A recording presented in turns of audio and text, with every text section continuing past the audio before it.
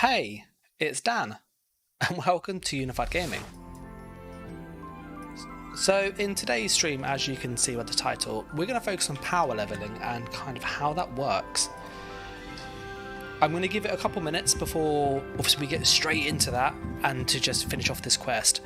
And if you got any questions about the game itself, because I know it's new, then obviously let me know and I'll do my best to answer. And for those people that are curious, I'm doing this quest in the main story, so Fitzgerald's trial, basically. But yeah, we want to try and power level as quick as we can to 40 because I've been messing around with some builds and I really want to showcase them in their like fullest power.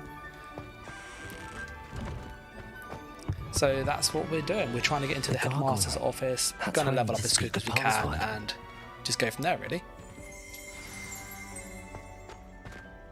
Toujours pure. Rebellion.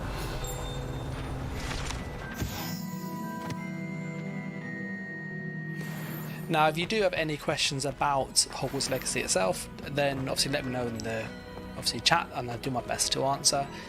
But we're going to spend the next couple of minutes just going through what is power leveling in this game, because it's very, very different to other games, and then really kind of show how we're going to maximize it, because it does take a while. So, power leveling in this game is slightly different to other games. Now what? The way in which it works is that the XP system isn't based on kills. So you kind of have to think of it slightly different to, say, Skyrim. Expect to find in the book. A story. I cannot say more. You may recognize some elements of it, as I was inspired by a tale with which many wizarding children are familiar. I suspect there will be more to this than reading a book. Your suspicions are correct. We shall speak when you are finished. Has this been under the headmaster's nose all this time? There we go. So, sorry about that. I'd just like to hear the cutscenes, as I can imagine you guys do. So, as I was saying with the level system, you have like an XP bar that's kind of tracked up here. So I'm level 26 in this character, and I have played some other characters and got a bit higher. And what I found from doing that is that it's not as simple as kill, enemies, get XP. That doesn't work forever. So we do really need to be mindful of how we maximize the XP that way. So other things we can do to just increase it quickly. On this one, I've also gone through and got all the demi-guys so we can get the doors open quick, which I would recommend because it gives you more XP long term. Plus you get access to new areas.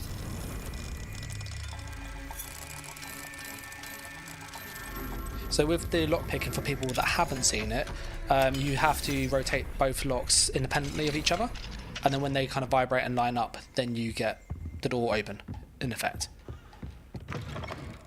Revelio. Yeah, so we got some goodies in here.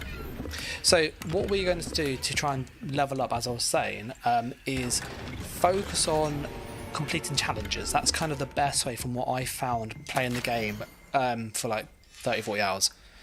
Is when I was just doing it for the lore and for the quests, which are really good, personally, you don't get much XP. Like, it's really, really slow. And so if you want to really maximise it, you kind of do need to take a pause from quests now and again, and just to kind of grind.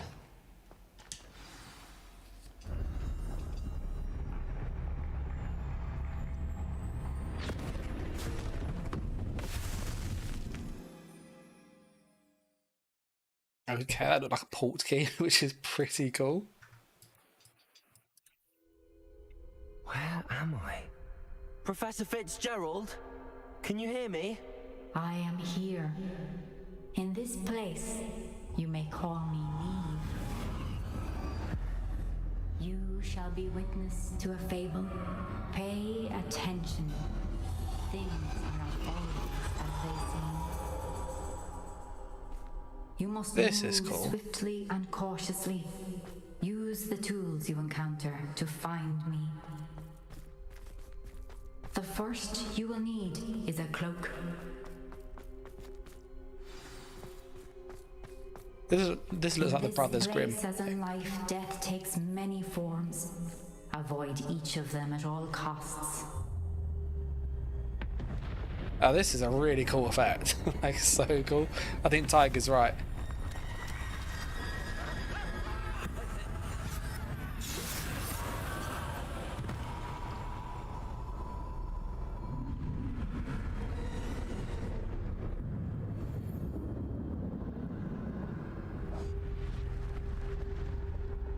Okay, so this is a sneaky one, this is.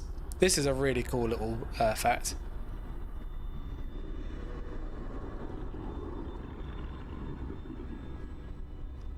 So once we finish this quest, which I'm just at the tail end of, we'll jump straight into power leveling and kind of really getting that done as quick as we can. I'd be free by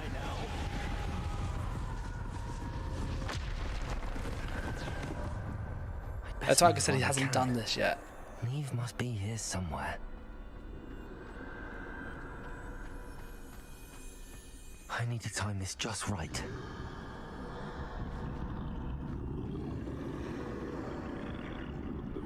This feels a bit like Assassin's Creed. Oh, no, no, no, no, no. That was close. Yeah, I don't have any... Oh, no, no, no, no. Straight ahead. I can't use my distraction, no, that's annoying.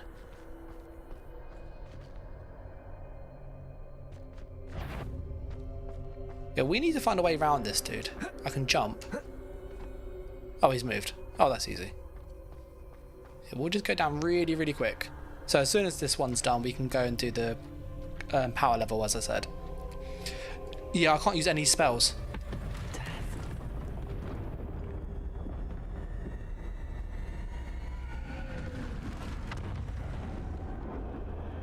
That animation's so good.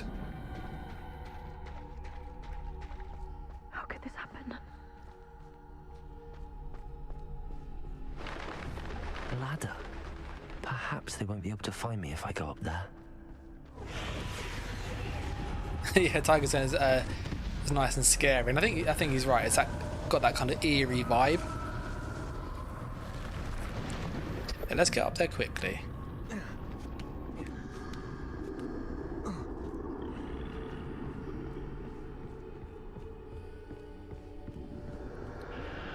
Lots more stuff down there. Chance. I'm coming, Neve.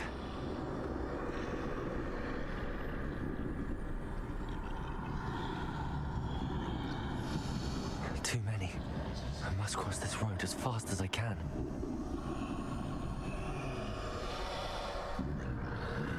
Yeah, there's a lot of them, isn't there? That's where I need to go, but I need to find a way past them. Tiger goes, they actually took an idea from another game.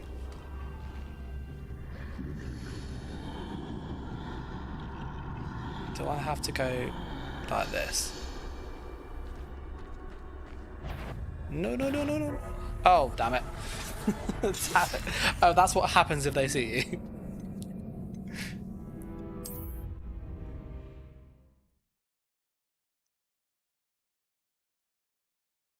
Hopefully we don't go right back to the beginning.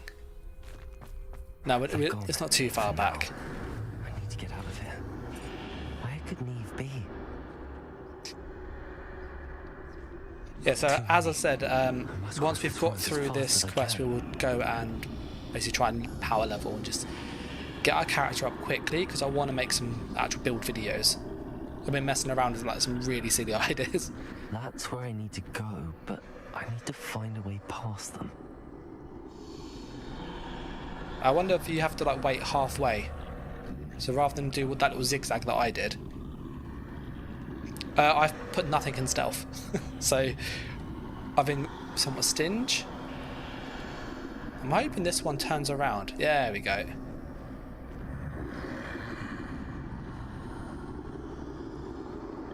Yeah, I'm on PC, so I can reset my skills with a mod, which I probably will do. Just because it makes it easier to make videos and kind of use the stuff for this build, which, if you do it right, there are like really distinct ways to play the game. No. He's so You back. There's no getting past them that way. can I go through this door? It's on Nexus Mods. It is. Tight. I'll put a link in chat in a Way sec. forward, I suppose. But basically, you run the program and it just resets all of your talents and adjusts the save file.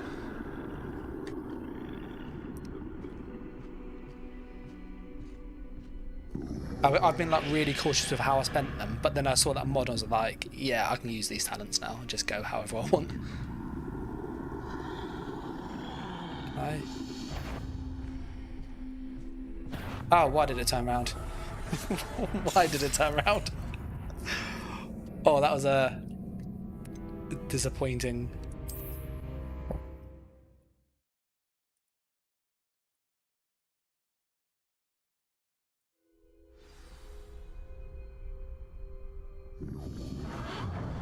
Close tight. Okay, so we'll pop upstairs No way again. but forward, I suppose. The stealth gameplay though is really cool if you build into it. I was messing around with that as well. And you can one-shot like a lot of enemies.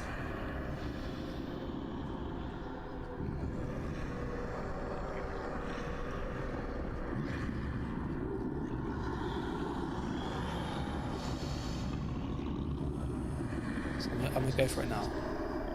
So turn around. So turn around. Oh, that was Now's my close. chance. I thought there was another one then.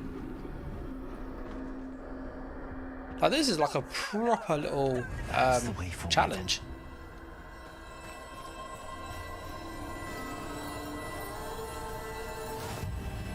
Got a mysterious cloak. Can this be? I think I'm invisible. See, this is much easier, isn't it? Why don't they just give me this at the start? Like, it'd be so much easier.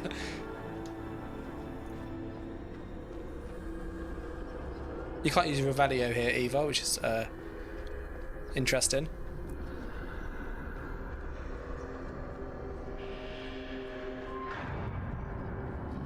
But can I literally just walk past them? Yeah. Okay, that's They cool. can't see me at all. I can get closer to them.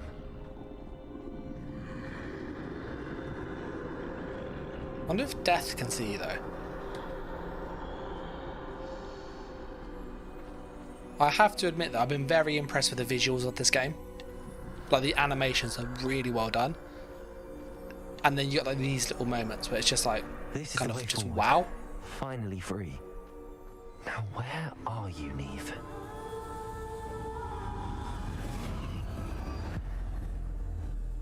Oh.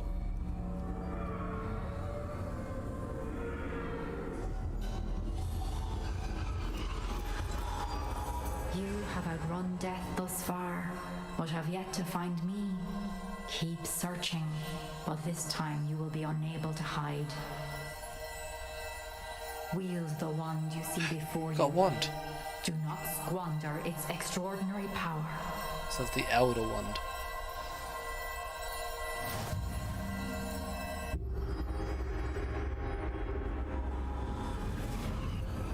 Oh, it's cool. You get these little artifacts to like mess around with. I've never felt such power. I can't change spells. So you locked these spells in this part here. Bombarder!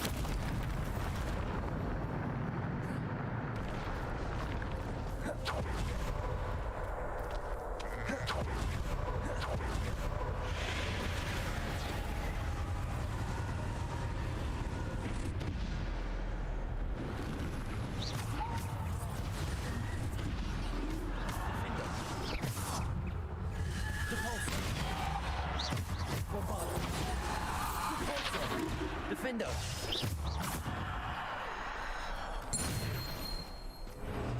That's cool. You get like the spells do so much more damage than I thought in this little section. Defender! Bombarder!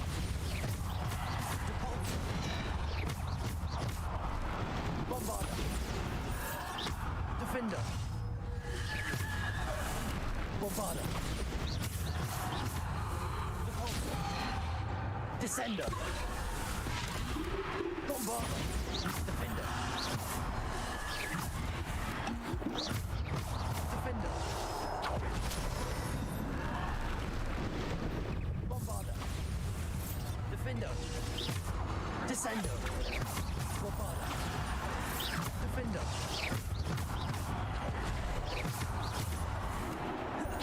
Bombarder.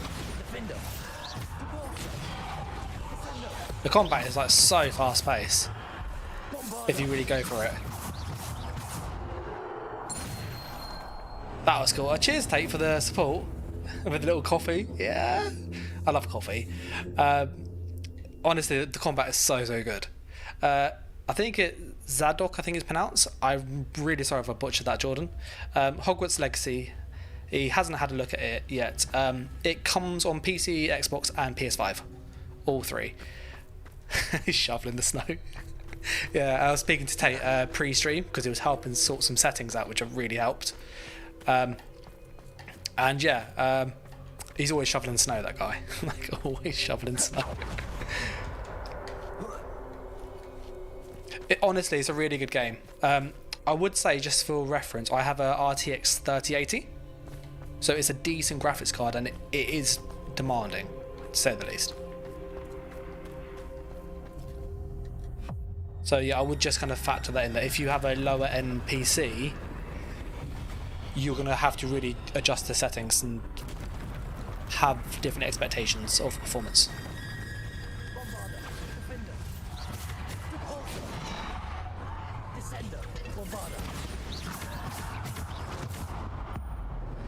But you can still use your ultimate power, that's cool.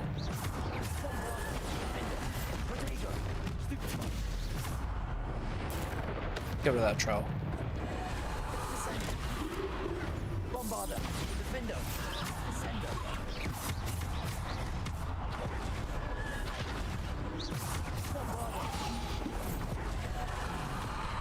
It is like very fast in combat. Need to get the troll to a wall, or do.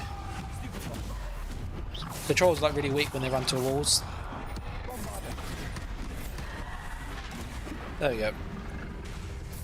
There you go, dead.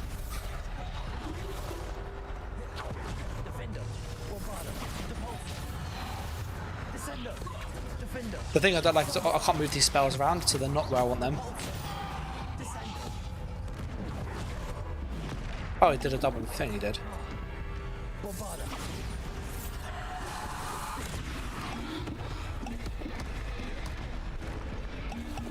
Yeah.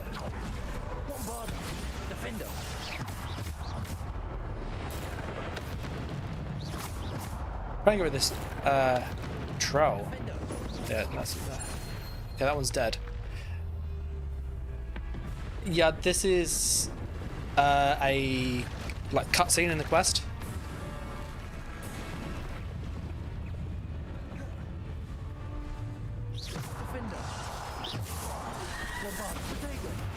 For the context, this is on hard, by the way. I tried to do the dash.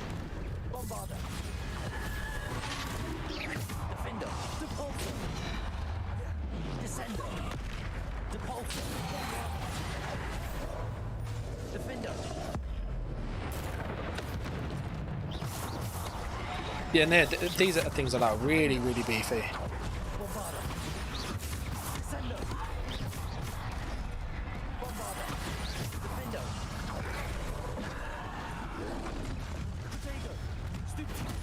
Yeah, I don't know, as you can see, I am like concentrating, I can't let to die.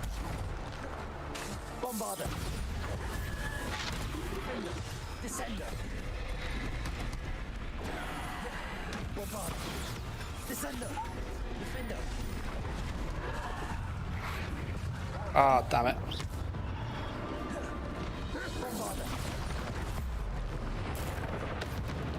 That's one troll dead. You can't even use your potions.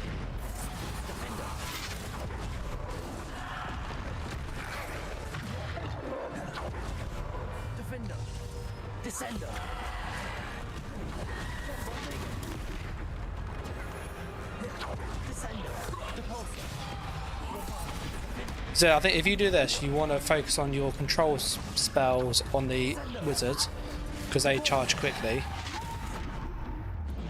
That's what you haven't done this. Control spells definitely on the wizards. Because the wizards spawn just like constantly.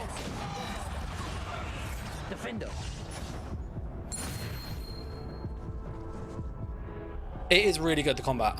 Like, really, really fun.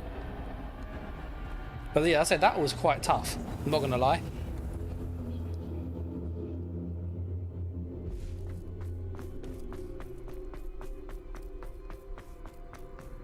So what do you guys think of that? Like, the speed of the combat?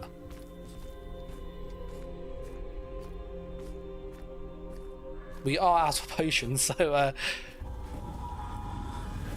we just need to be mindful if we get another like encounter like that. See you, Jordan. A simple stone. This must be for me.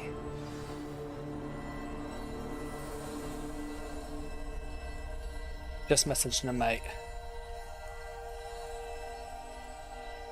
Sorry about that. So this is the last one. Yeah, 0 pots. You know, it's going to be yeah. I might set up my. I've made a build that basically you take no damage, so you can kill stuff just AFK. It is ridiculously busted, and does more damage than all my spells. It's just like so stupid. So I'll probably show that at the end of the stream. I will, and just so people can see how stupid builds are. Nothing is what it seems.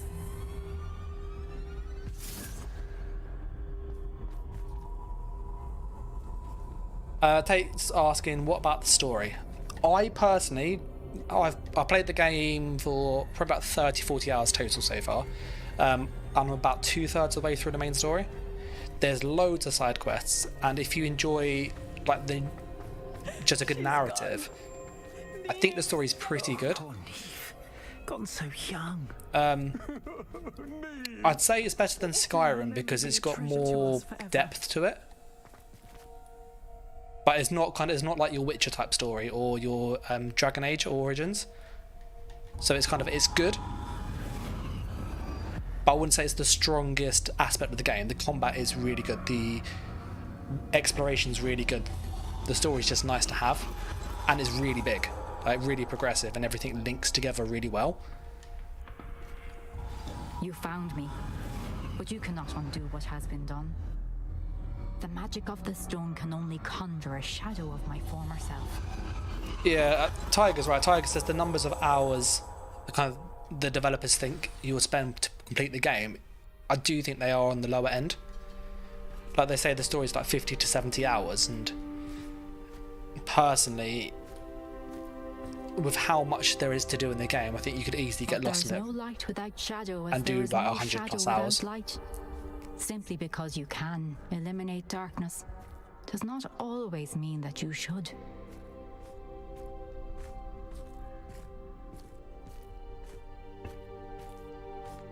This is really cool, this effect though. Like such a cool little effect. Remember that as you witness my memory.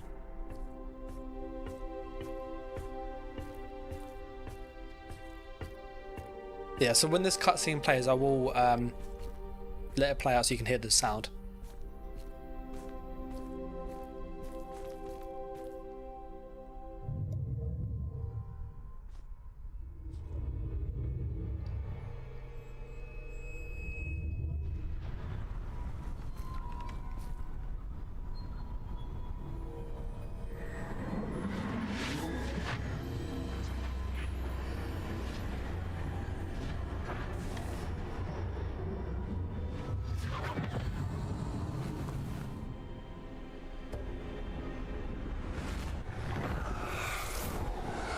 Isadora, what you did for your father was remarkable.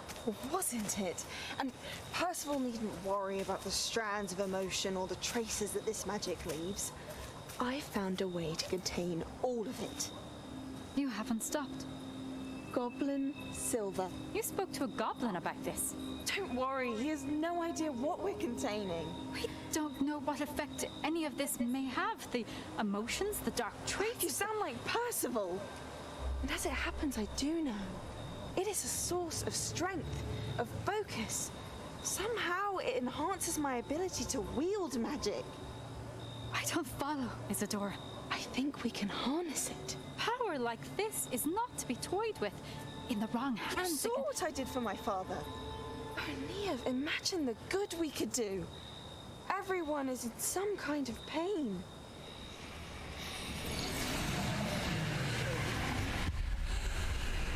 What are you doing?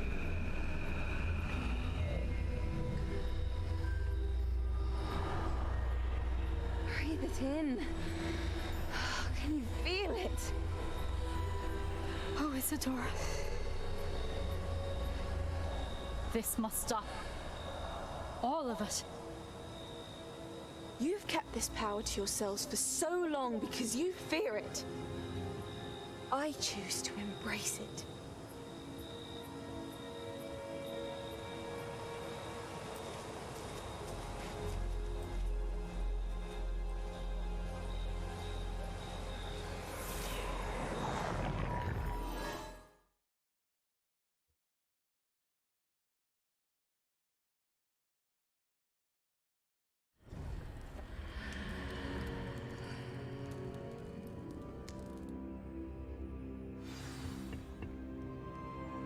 Okay, that was a quite an interesting little cutscene and little adventure there. We'll turn in the quest and then go and level up, because that's kind of the big focus here.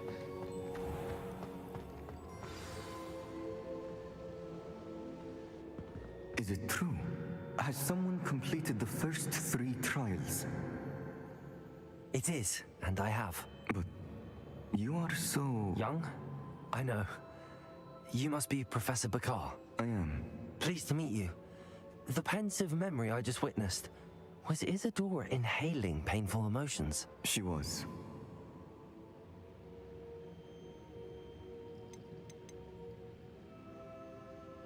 I found it disturbing.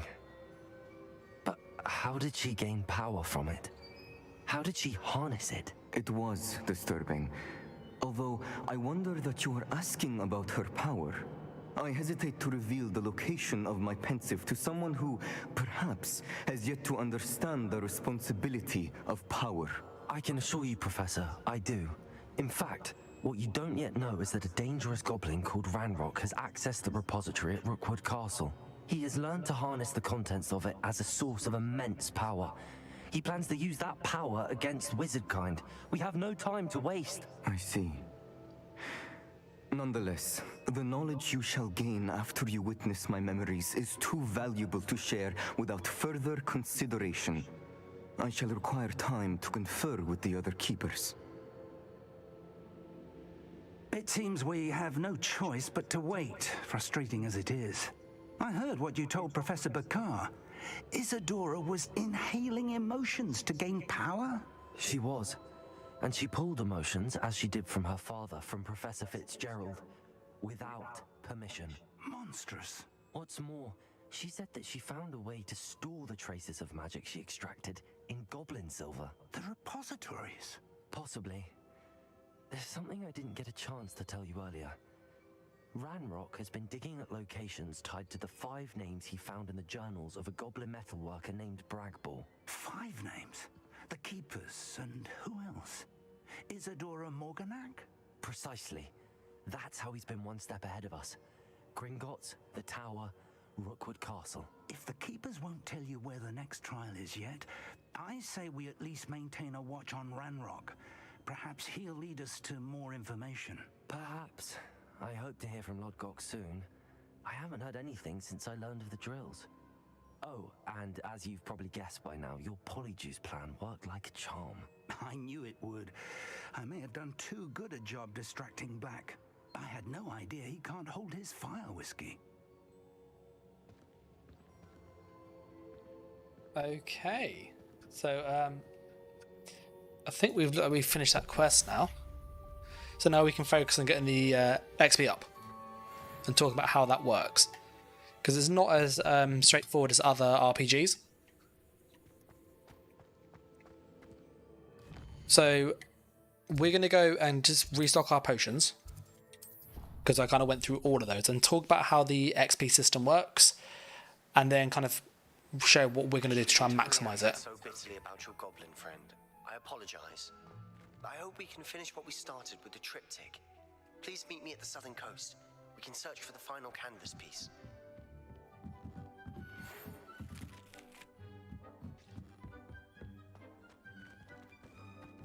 Okay, so the way the XP system works in this game is it's tied to challenges. So you have your player level at the top here, and every time you level up, you get basically a talent point, but you only get this from level 5 plus, so you get 35 points in total. What this means is you can't have every point in this game, so you can't have like every single skill or passive, so you kind of need to be selective, and in order to obviously have as many points as you want to make a build, you obviously need to get to level 40. The issue is that enemies don't give you XP for killing them, and so you kind of have to really focus on this challenges down here. The way in which you get XP is based on completing these. So you will see a lot of people make videos going complete an arena and farm the arena, and it works to a certain point. But once you've completed all of the Dark Wizard ones here, you no longer get XP for killing Dark Wizards. And that's the same for Dugbogs, and the same for Goblins and Inferni, and you get the idea. So there is kind of a finite amount of XP you can get from combat, which means you do have to take part in the questing, and also the exploration aspects of the game, which are massive, and the field guides. So what we want to do is try and really focus on getting these up as quick as we can. The combat is obviously an easy one to level up, and you get kind of upgrades for armor. So it's a really useful one for just the gameplay generally. The exploration one gives you kind of more passive buffs for your character. So things like extra ancient magic slots, extra inventory space, which is nice. You do also get some cosmetics from here as well. And from the room of requirement, this just gives you more items here, and then ancient magic upgrades if you upgrade your gear, to then get the item to make the magic do more damage. So that's kind of how the quest and the XP system works in this game.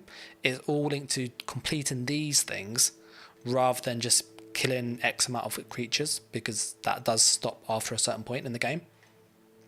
So what we're going to do is we're going to focus on getting some of these ones up quickly and easily, because we want to try and just finish these off nice and fast, because these are really close.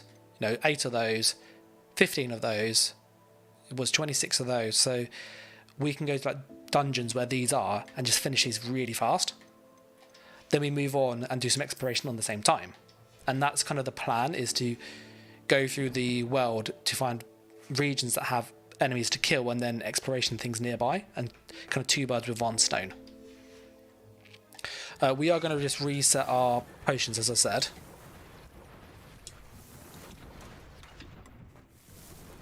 So that's kind of the XP system in a nutshell.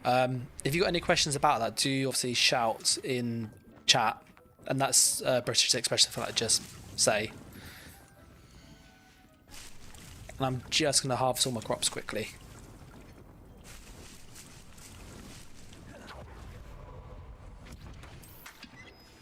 If you make a potion setup like this where I am, it's pretty easy actually, because you can put 6 on, repeat,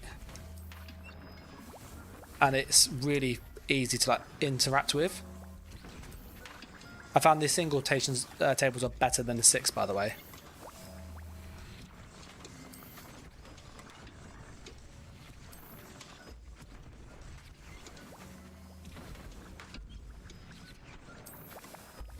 So we've got a good amount of these already. So I think we're almost out of juice now. And I find I don't use many of these in the game itself normally, which is why I don't have the upgrades, because you don't need to use many potions in this. So we're all set now to go and do some like XP farming. So what we're going to do is we're going to go and pick a challenge that we need to really focus on. So we are looking to kill Dugbogs. They're quite easy to kill, so we're going to go and do that. You can also do quests to kind of progress the story and get XP, but it's kind of up and down. So we have Bombarder already, we do.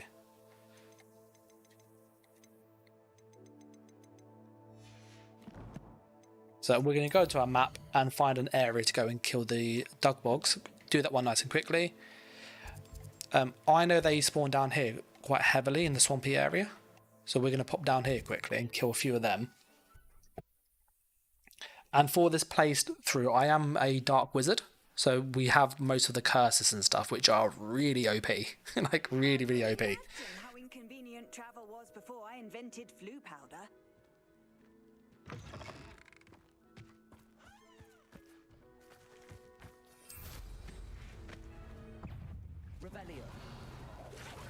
There's a Dugbog.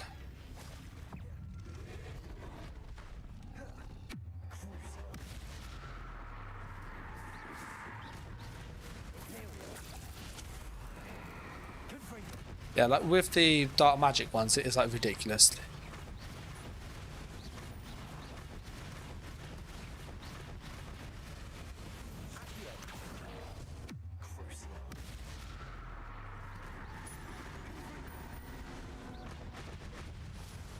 I want to get the kill, I do.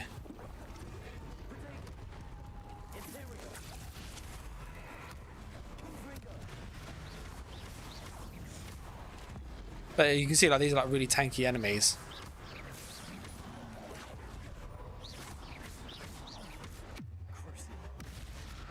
That's also talk about dental hygiene.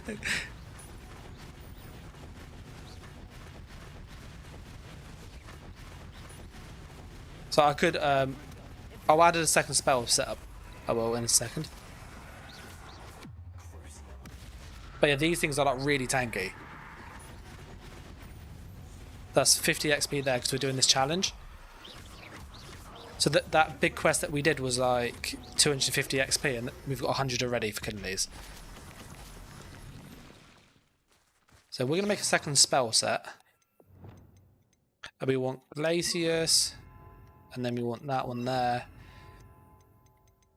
And then I want a control one, maybe Descendo. And I'm probably going to go with like Bombarder at the top. That way I've got my two damage spells. So a few more of these to kill and then we've done that section. And then we can then move on to another quest. Challenge system, and it's basically just doing that. I should investigate.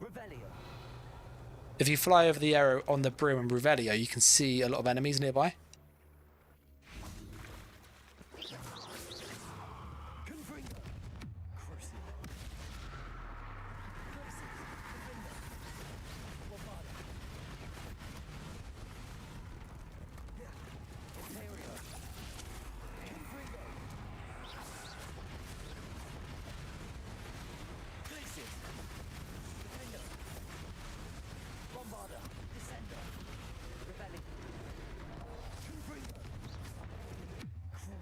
So yeah, the curses do help because you get healing when you kill stuff.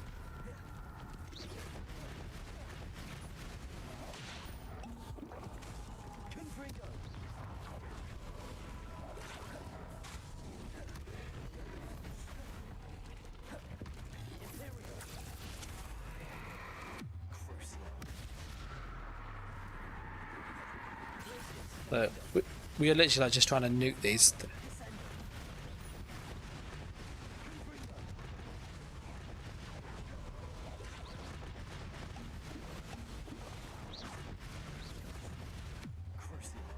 So curse that one again.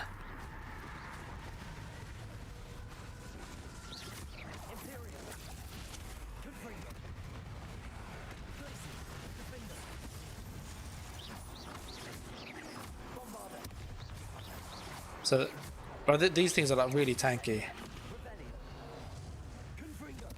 Like really, really tanky. Look at that, look how tanky they are.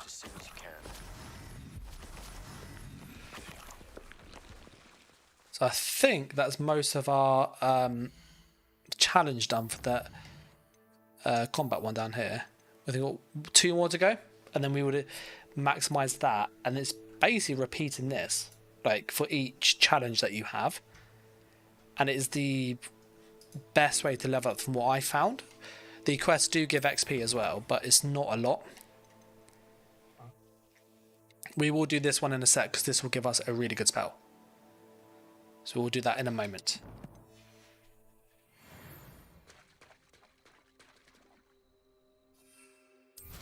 Revelio.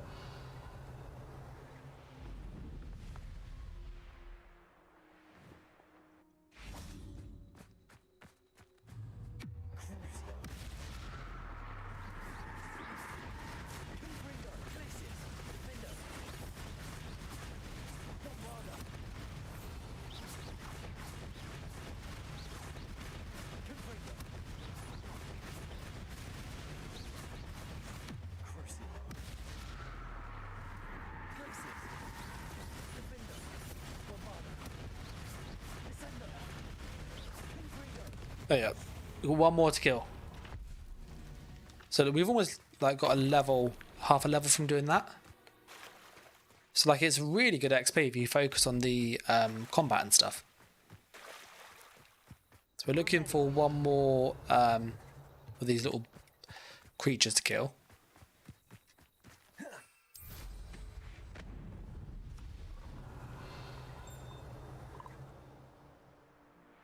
There's 2 over there.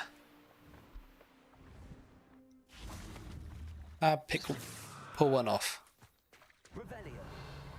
Yeah, can we get 1 by himself? That's the.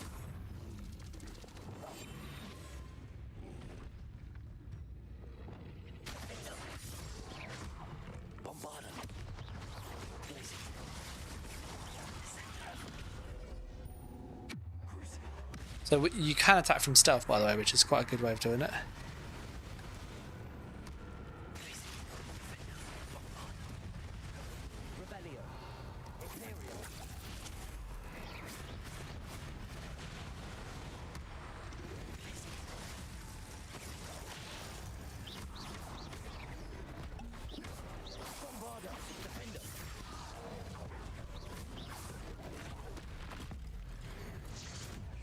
So I think we've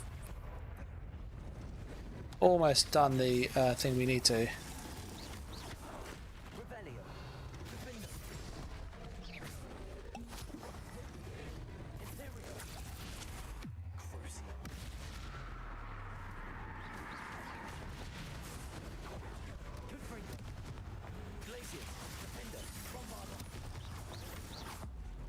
But these are like really tanky, these creatures, as you can see.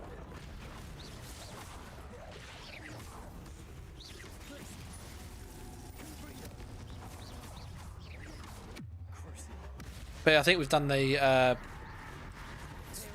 thing we need to do now.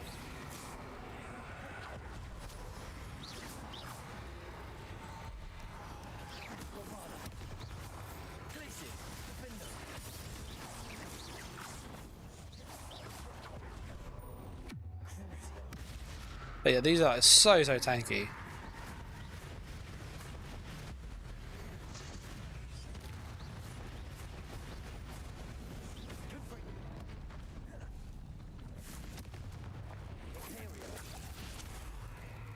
If you target these, you can still attack it whilst it's your ally, which is like really OP.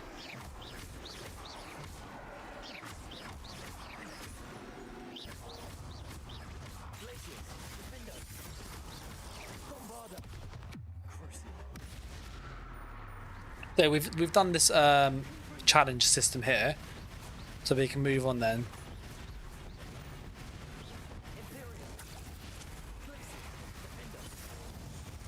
There you go. So as you see, because we've maximised that set of challenges, we no longer get XP for those last 2 or 3 kills. So once you've kind of gone through and you've done a full set of challenges, you then move on to the next one now. So now we obviously need to go kill goblins. And you repeat and you repeat.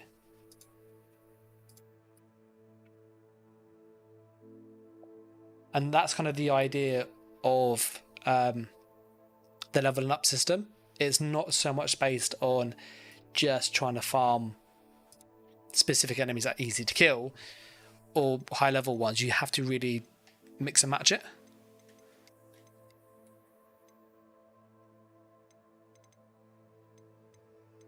So we can probably get some on the Dark Wizards too. That's a nice easy one to do. So we got an upgrade as well to make our armor better and resistant to those creatures if you want to fight them again. So we're going to check our quests, and I want to do this one here just because it gives us access to a spell very soon.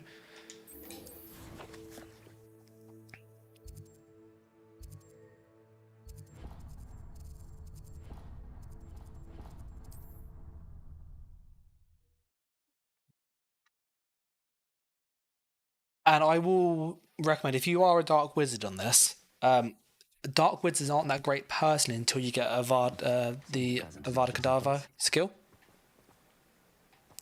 Just because they're really good at like crowd control spells.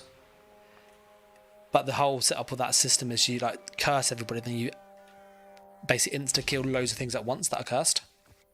Sebastian, a lost relic from a catacomb which requires a dark sacrifice. I know how it sounds, but if this can help you, it's worth the risk. Does Ominous know about this? He helped find the scriptorium where we discovered Slytherin's spellbook. Very well. If Ominous will be there, I'll meet you. We don't have much time. Solomon wants to leave Feldcroft. What? Leave? Never mind. You need to stall him. Buy us time, Anne. Please. I shall do my best. I'll be in touch. Solomon can't take Anne from Feldcroft. Where would they go? When would I see her? Sebastian, I can't believe my uncle wants to leave Feldcroft. Anne's going to stall him. She must. We need time. Time? For what? I've learned more about the relic. I cross-referenced Slytherin's spellbook with everything in the library on relics and dark sacrifices. That's when I realized something. I believe the relic will only work inside the catacomb. We just need to get Anne to the catacomb and work out how to make a dark sacrifice. Our biggest hurdle may be convincing Ominous. Anne will only give this a chance if he's on board. And we have to keep all of this from your uncle. If he goes to the headmaster, we could be expelled. Let me handle Ominous this time. As for my uncle, he's not an Auror anymore. What he doesn't know, well, won't hurt us. Good luck with Ominous. Until we meet again. I shall let you know when the four of us should meet at the catacomb. Look for my owl. See you soon. I just read what Tate put. All his worry about uni was just getting it on with people, and yeah, in Hogwarts you have to worry about sacrifices and evilness and stuff. Oh dear. I guess, though, to be fair, you could probably call some of those things a dark sacrifice, as you say. Got the amount of things you do when you're drunk. Oh. So we need to go and go to the next part. Easiest way to do it, by the way, is go to the quests and just hit show on map, and it will like tell you where it is. Sometimes you need to move a little bit, but it's a lot quicker just to find your way to somewhere.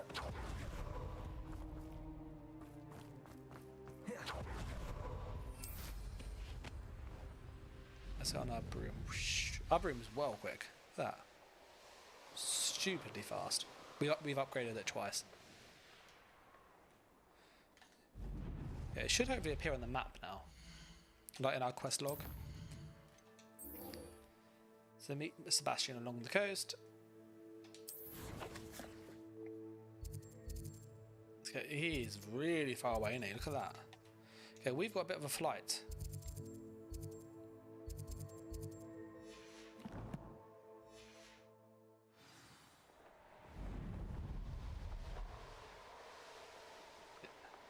this is quite a fly.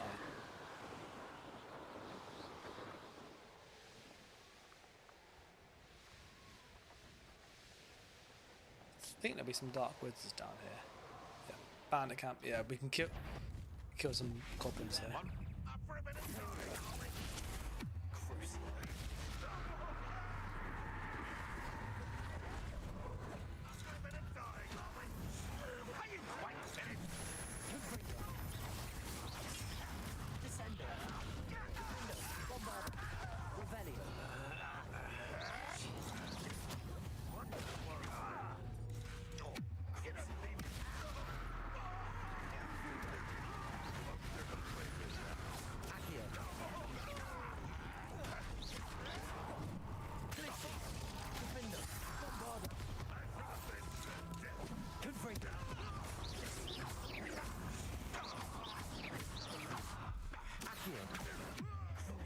Yeah, the combat in this is so good.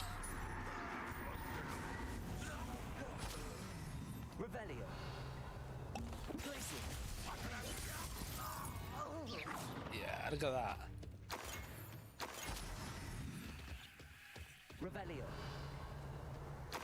Yeah, so we've cleared this camp here like really quick.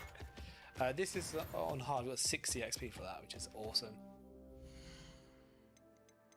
Again, as I said, it's all about doing those challenges. So 8 more goblins to kill, we've then got that maxed, which is awesome. And it's really just doing this. It's like flying over towards places and dropping in to kill stuff. Now this is a bit of save scumming. If you get to one of these chests here, so you can see what they look like, and you save the game just before, so they're normally in bandit camps, you can basically re-roll constantly. So if you're after like a specific armor trait from exploration, you basically just do this. Oh, that's level 3. That's quite useful. Keep that. But if you didn't get a level 3 thing that you wanted, you just reload the save and it will re-roll. And this is true for all armor pieces too. Just checking there's nothing I've missed here. Okay, there we go. Take goes touche. He's probably forgotten most of these misdeeds after recovering the day after. I think the worst bit, and you're probably going to laugh, is I was out at university and it was in Freshers Week. So in the UK, it's where basically it's like your first week of university, loads of social events, and you can imagine you drink maybe a bit too much than you should have. And I was walking home, and in order to get home, I could either get the bus, but the bus was shut, so I just had a push bike. And I decided to go and walk to my mate's house, leave the bike there and go out. So on the way back, I went to pick up the bike, and I was sat there trying to unlock my bike, absolutely like drunk, completely out of it. And I'm sat there going, I'm putting in the code, it's like, it's not working. It's not working, my lock code is not working. And a police officer comes over, I was like, can I help you? And I was like, he was like, I'm trying to unlock the bike. And he's like, is it your bike? I'm like, yes, I put the code in. And what happened was I put the code in backwards because I was drunk. And then he asked me to stand up and like walk to basically check I was safe to ride the bike. And I ended up being sick on him. So I was sick like all over the ground and stuff.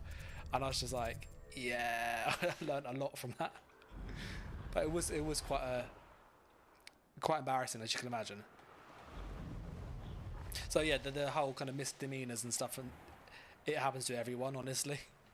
Could do with a Yeah, so we need to go through here to get down to there. We're just gonna go run it. Oh, let's go. Oh. But yeah, honestly, it was the guy's house was called Jake as well. That's where I left my bike.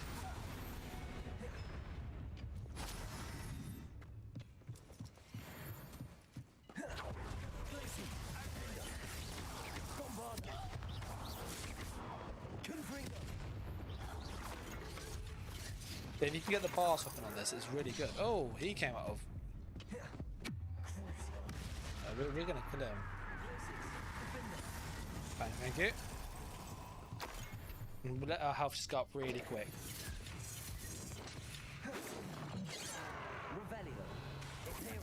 No, you don't do any of that.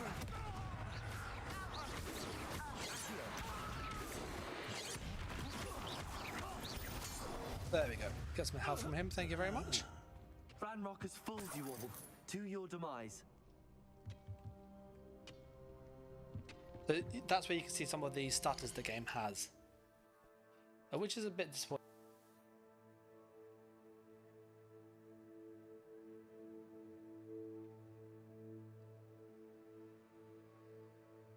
Just put a message in my Discord, so if people are curious, by the way, about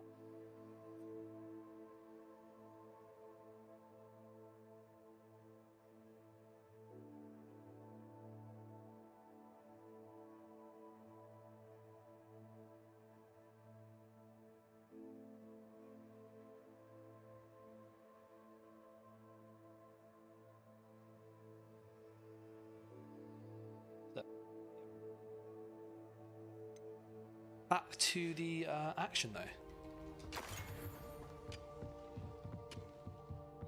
Oh, an ancient magic thing here. This looks intriguing. Confringo! Revelio! What's down there? There's normally something down here when you blow stuff up like that. Yeah, it's up there. Like, the world is so cool to explore.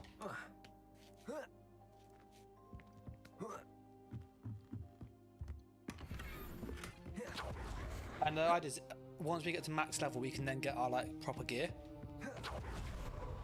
Because I'm using really low level armor, just for context. I'm using a level 18 armor. Some of it's like a bit higher, but it's like all mixed. It's around 18 to 23, roughly.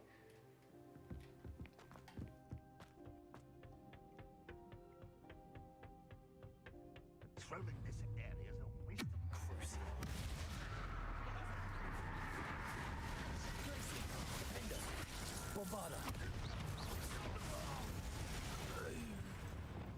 There you go, that's cool. Because I think we've killed the goblin quests fully. We're not going to get any more from those. Oh no, we're literally one off. Oh, there's a... I think there's a boss icon up here.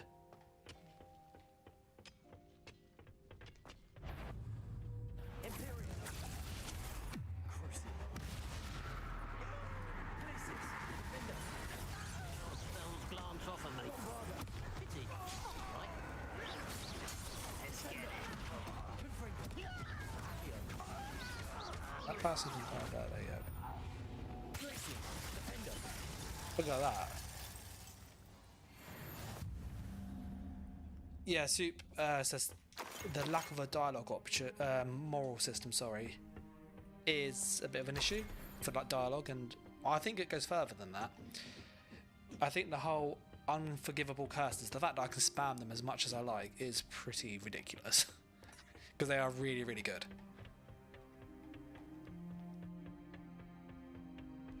What are you up to now? Oh, you can do this, by the way. I was messing around with this. You can run and then equip the broom midair.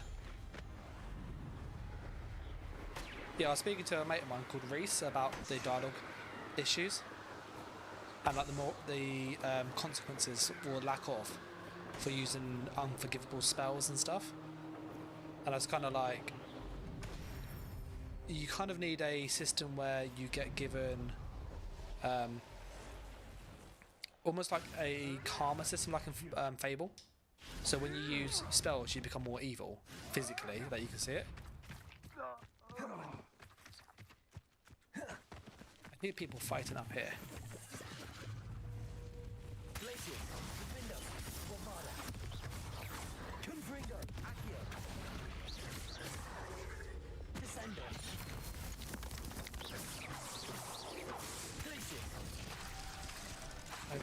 There we go. Let's do this Merlin trial quickly while here. These are It's a cool. pleasant surprise.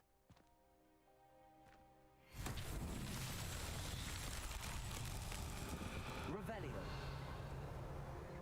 So that has a hole in the top of it. So we either hit this with a spell, or we put something in it.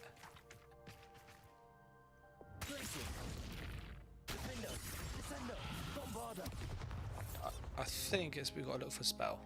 Revelio. So these little Merlin trials are like little puzzles that you have to complete.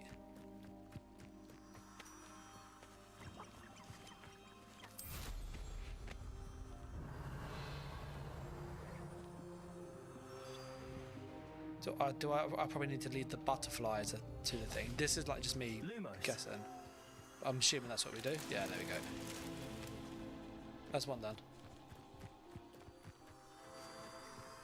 If there's one here, there should be one more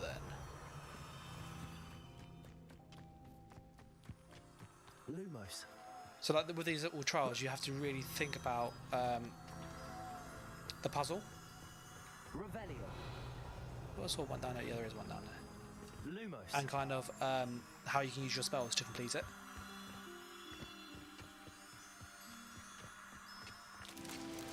There we go.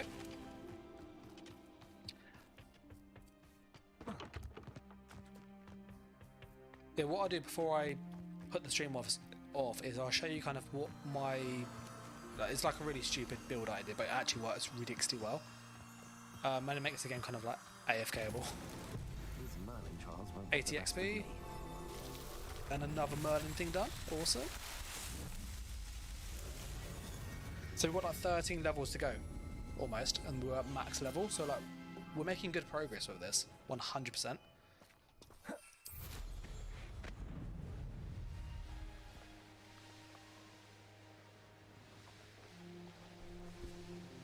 So we're going to fly over to the next quest area. But if we come to like trials like this on the way, I'm just going to do them because they're quick, easy XP, and they give us more inventory space. Oh, this is another butterfly one again. Revelio. So where are the butterflies? That one's up there.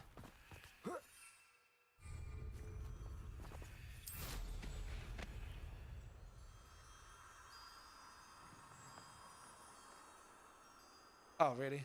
You can't fly up there, that's annoying.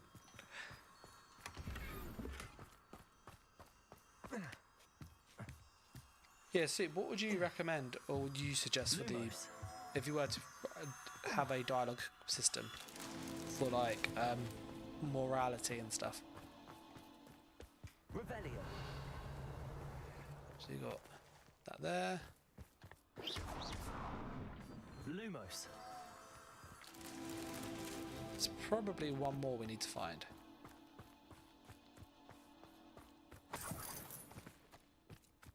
Revelio.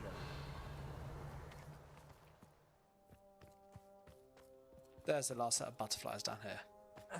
Lumos.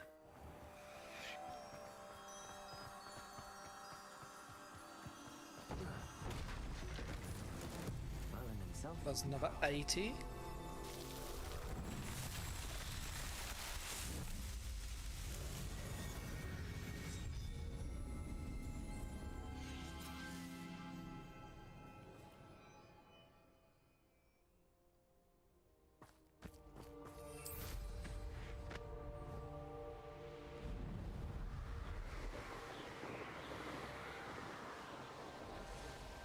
Those little hedge maze that is, they're good for like armor pieces, which you kind of want to save till late game. Flip a troll's club in its face.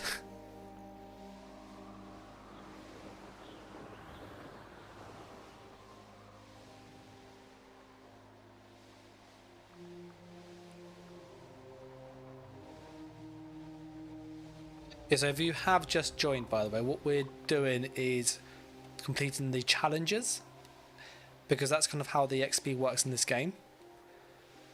Rather than it being based on killing X amount of enemies, you have to do little challenges to get the XP. So we're kind of flying around doing the Merlin trials as we see them, the ancient magic as we see them, and killing enemies, whilst also going from quest to quest. Which seems kind of the best way of getting XP in a kind of a more fun way.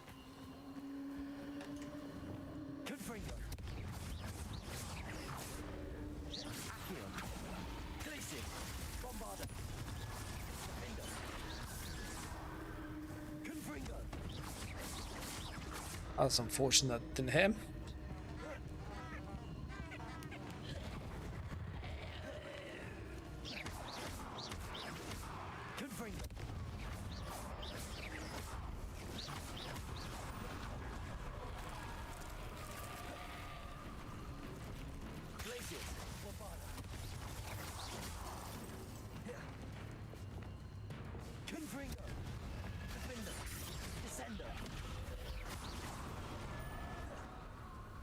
It's literally, it's like The Walking Dead, this is. At times.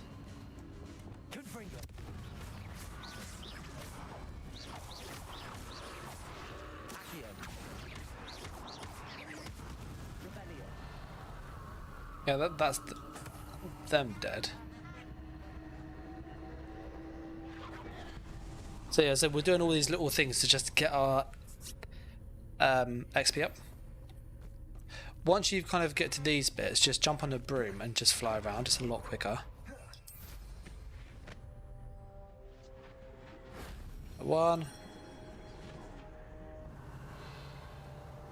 There's one up there. So we're just gonna fly around and like this perhaps isn't the way that you meant to do it, but it is a lot faster.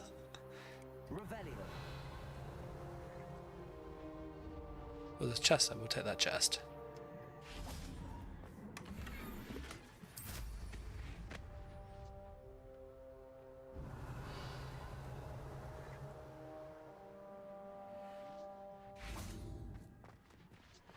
So we need to open that gate or find a way in there.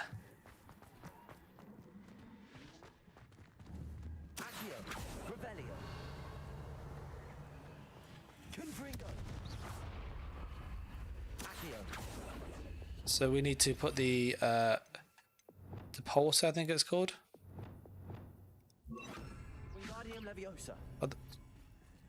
So I thought I put in that spell. Yeah, I did.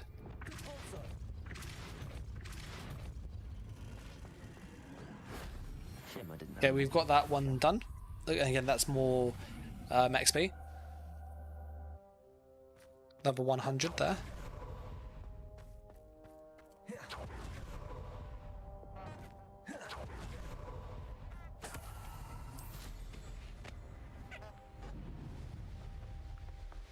So almost at Sebastian's area.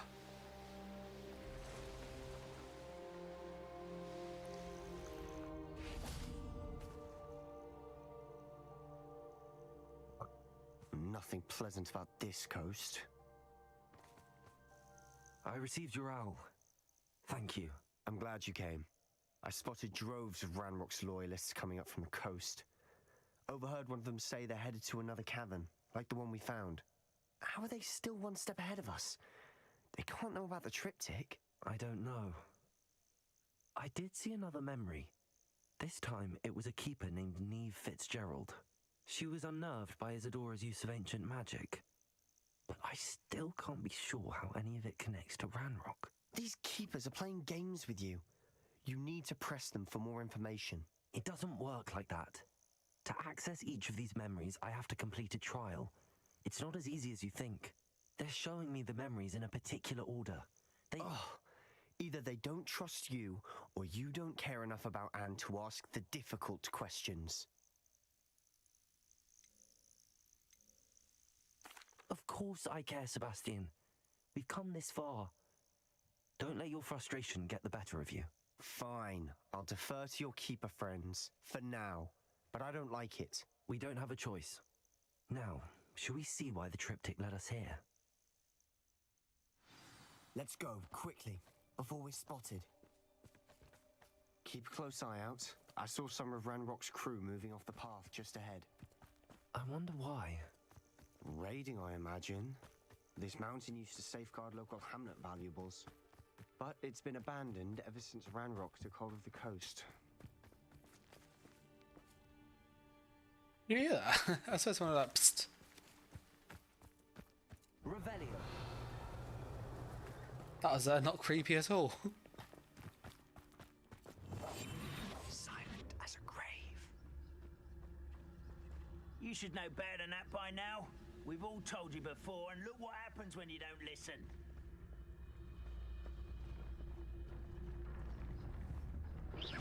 Who's there?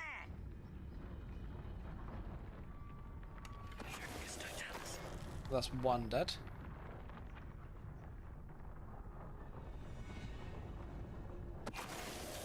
That's two. Yeah, the sneak attacks are like really OP.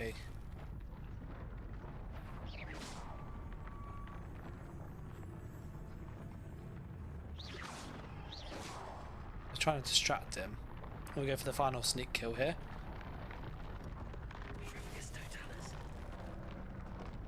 All of Ranrock's loyalists deserve the same fate. Nice work.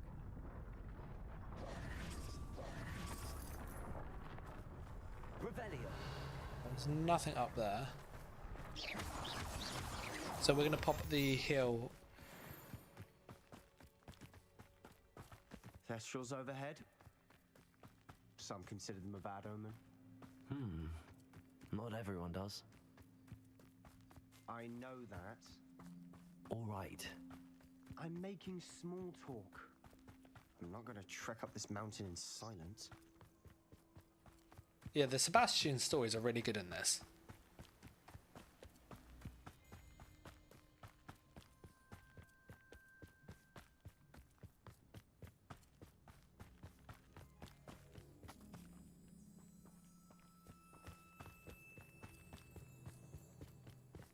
I bet the Thestral nest is close by. Kill any who trespass. Let's go. Wait. We should have some sort of plan. I'm through planning. We must remain unseen. Seems quiet. Enjoy suffering, do you?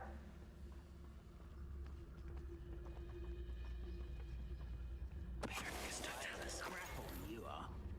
No one there. One less human to worry about. Wait a moment. Yeah, the sneak in this is really OP. I have no passes in this, by the way. Somewhere. Rather unwise coming back this way. Is that assassin? Spell work. There you go.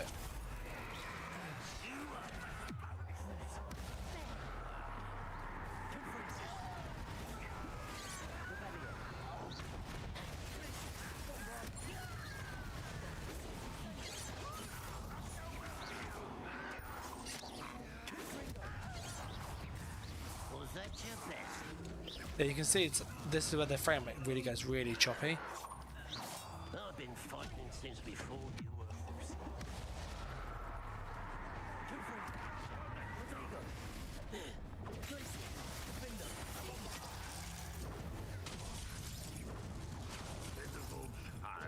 Yeah, the frame rate went really choppy for no apparent reason.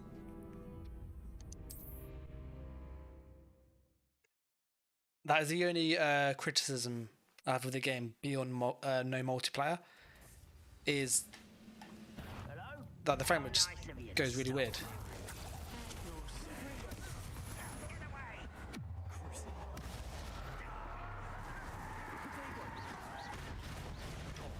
Did you see? I mean, exactly the same combat scene.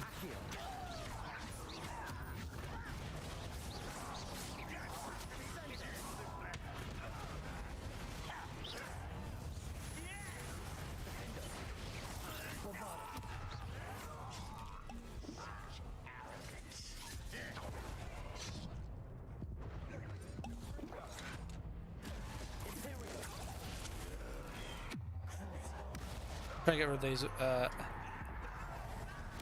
rangers.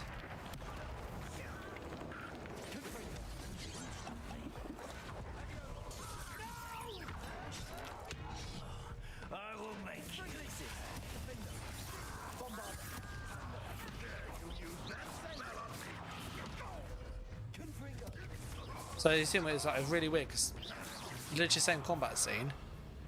This time it didn't lag.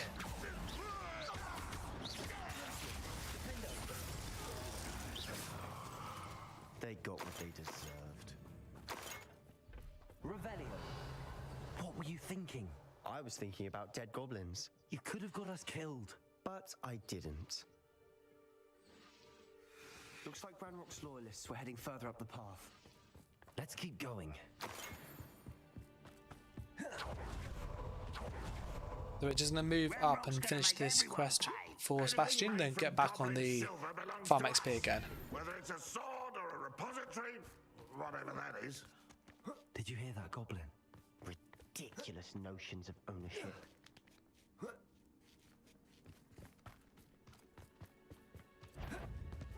Someone. What was that?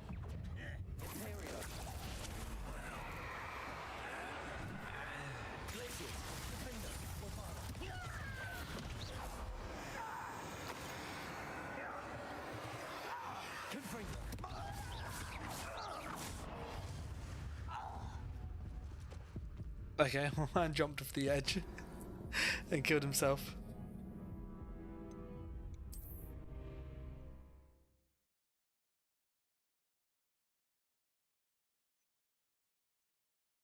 Looks like Ranrock's loyalists were heading Oh, further up that's the path. frustrating. I died because of literally my man walked off the edge. Oh, they're dead. Okay, we'd have to do this bit again. Oh, there's a chest here. Level 2, unforgivable.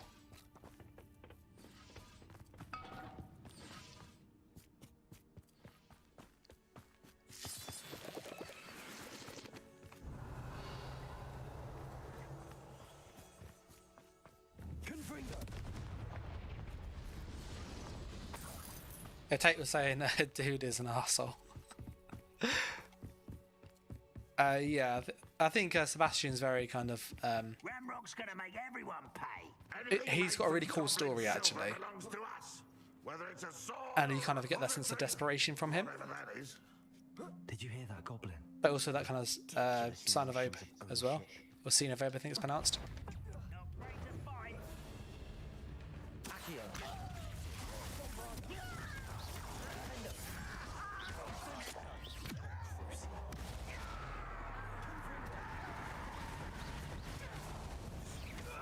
But they're dead this time. Oh, without actually jumping off the edge. You learn the error of your ways.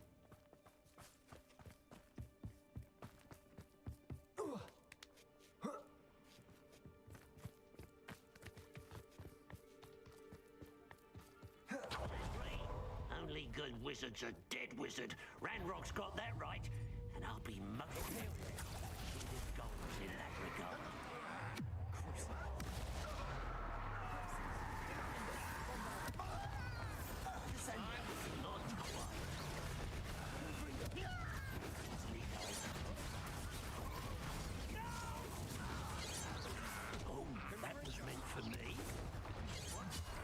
We've got a slow and assassin. Where's my slow spell?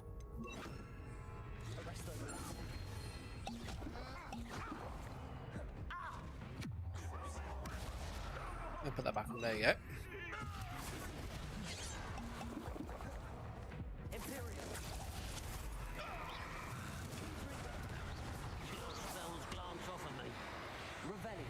He's on my team, but I can't like. There we go. This must be it. Sebastian, wait. Wait? For what? Why are you suddenly so cautious? Listen to me. I know you're angry and frustrated, but charging ahead now could undo all the progress we've made. Lord Gok said... Oh, your goblin friend? Stop it. That's enough. Not all goblins are like Ranrock. I am not the enemy. We want the same thing. To find answers. I thought we wanted the same thing. We do. Listen to me. Lord Gok has insights into Ranrock that we don't. He told me that Ranrock somehow knows about the Keepers and is searching anywhere connected to each of them. That's why they always seem to be one step ahead. I know what I'm doing. You need to trust me, or I don't see that we can continue together. Fine, fine. I'm sorry. I'm letting my emotions get the better of me. And I have been for a while. I do trust you. And I don't think I can help Anne without you. Good. Ranrock clearly knows more than we thought. We need to be careful and do this right, not just go charging in. We have our work cut out for us. We need to work together if we're going to find the final piece to the triptych. Agreed. Okay. Let's go get this flue flame so we can fast travel here next time. You two seem ready for adventure. We'll enter the caverns. The wizard will have no choice.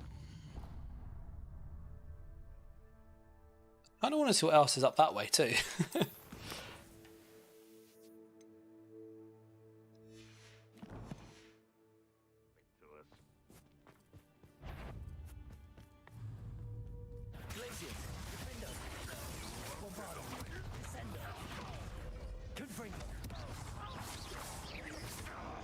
Hopefully there's more chests or something we can kill here. Nope, just loads of... Oh. Oh, there's a dungeon down there.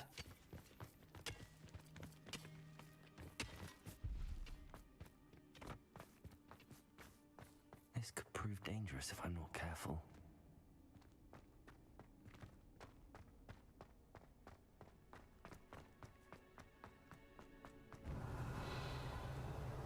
Okay, we'll just grab this chest.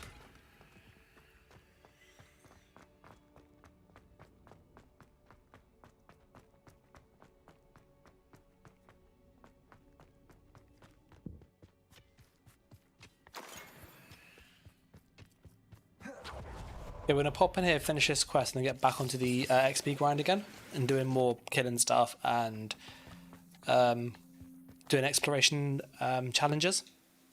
Because that seems to be the quickest way for XP. We've been doing this quest for about half an hour now, and we haven't got much XP from it. So we've got to search for runes. So far, so good. Charming. Revelio. Spiders. How fitting.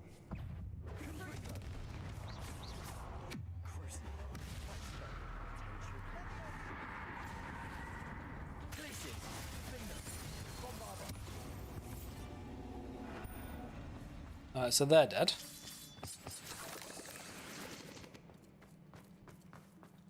Revelio.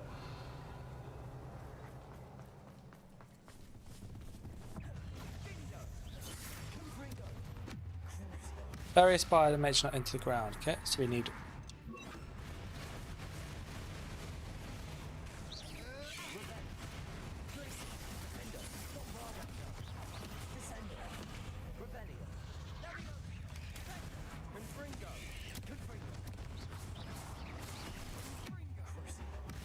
Oh, where's that big one? We need to... There you go, done up.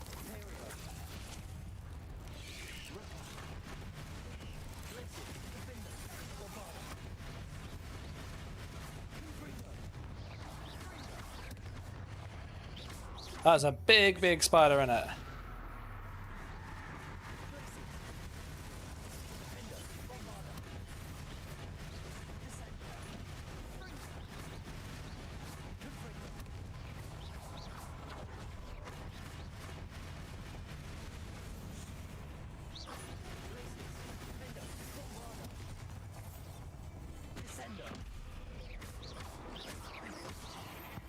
Hey, we leveled up. We killed all the spiders. Another spider. I shall sleep better tonight. Revelio.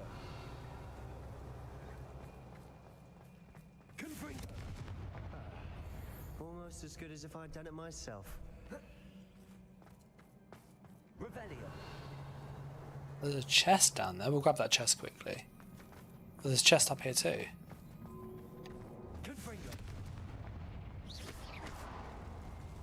So we'll grab the gold there.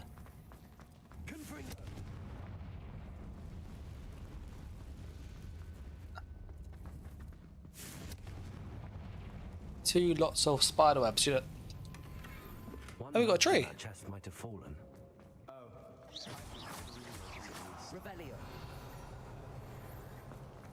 We need to pop down there now.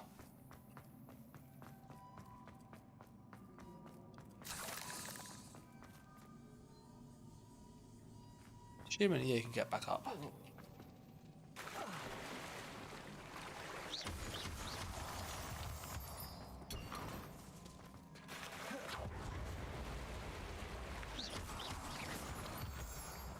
These spiders are determined to make a meal of us.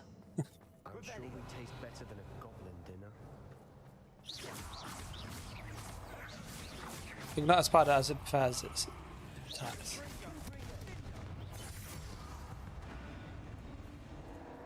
Eight legs is simply too many.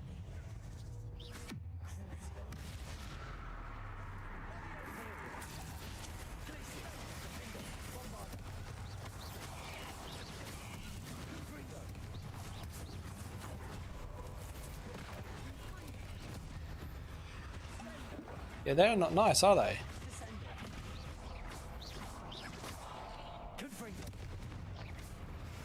Not nice at all. Beasts, aren't they? We need lots of this juice though, because we need that for potions.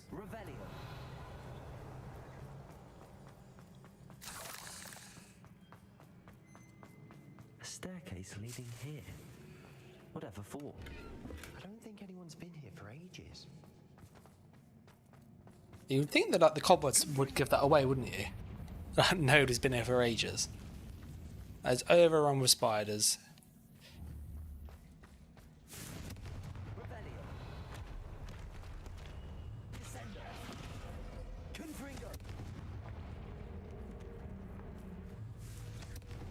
Here are all the little spider egg sacs. Okay, this screams like big boss fight, doesn't it? Not really my style. A bit much, if you ask me. Giant spider. That's what I'm going to go with.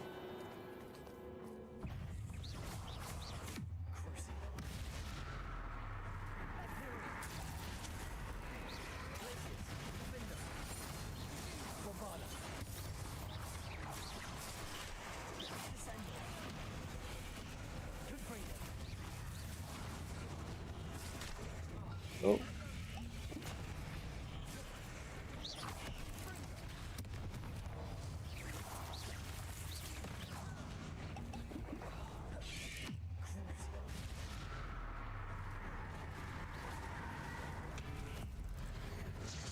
I'll get rid of that one.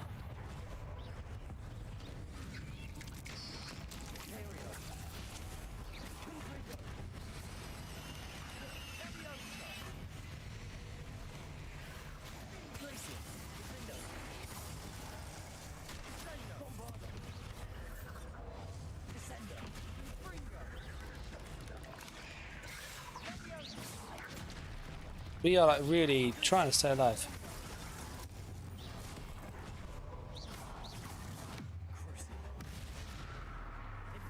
We'll neutralise these two with those curses that we have, and there's just the thing up there. Yeah, that one's dead.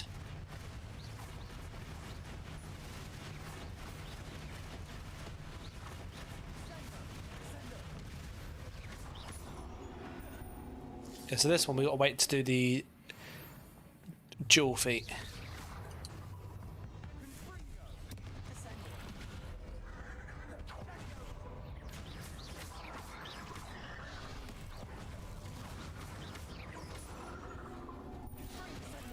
There you go.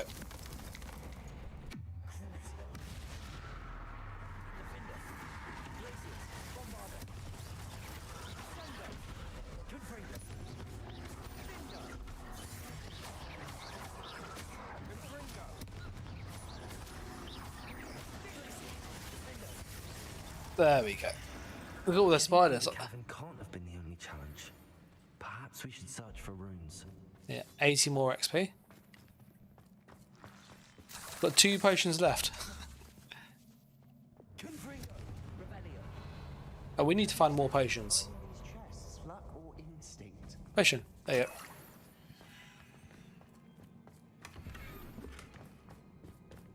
Collection updated dwellings.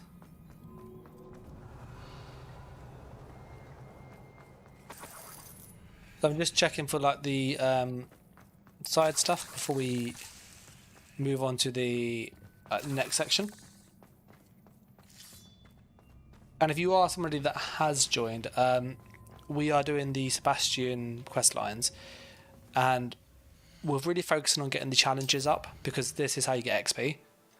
So kind of long story short, you have to do these to get the XP. And if you have maxed out, say, kill Dugbogs, if we kill these again, we get no XP for these. So we are basically trying to just complete as many of these as we can and throwing in quests into the mix. So it's really about like find the quest that you want to do, fly to it, and then do all the little exploration stuff on the way. So kind of like the Merlin trials, the ancient magic wells, and so on.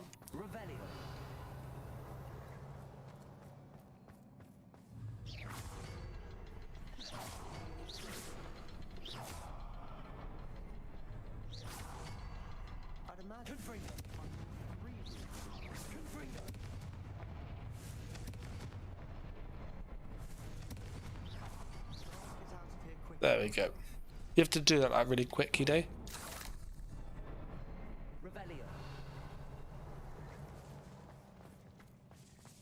Oh, more potions. That normally means there's a big fight coming.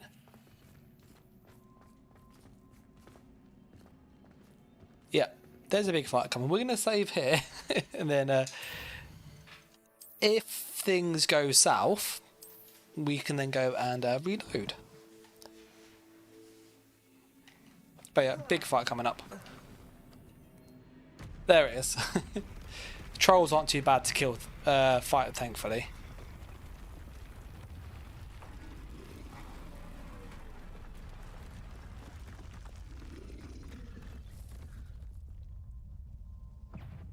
This is... we'll take control of the patrol.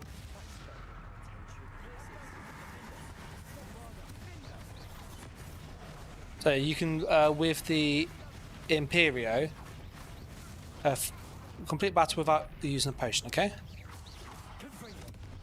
And we've got to flip a troll's club into his face.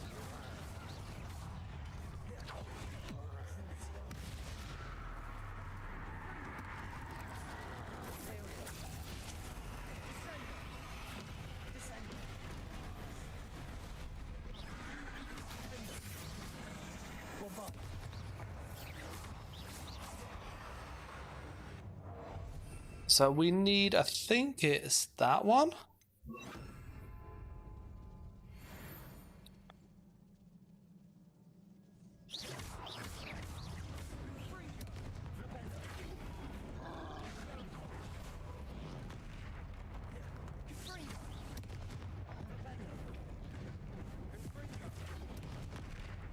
So it's not that one.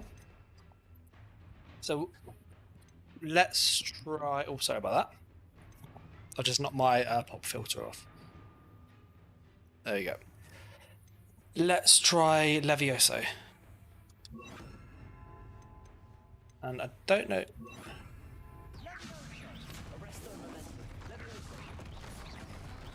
So that could be quite useful for this. He absolutely whacked Sebastian, didn't he?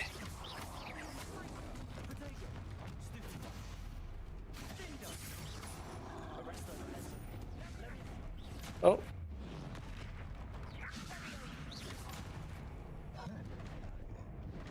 Yeah, we're going to have to use potion.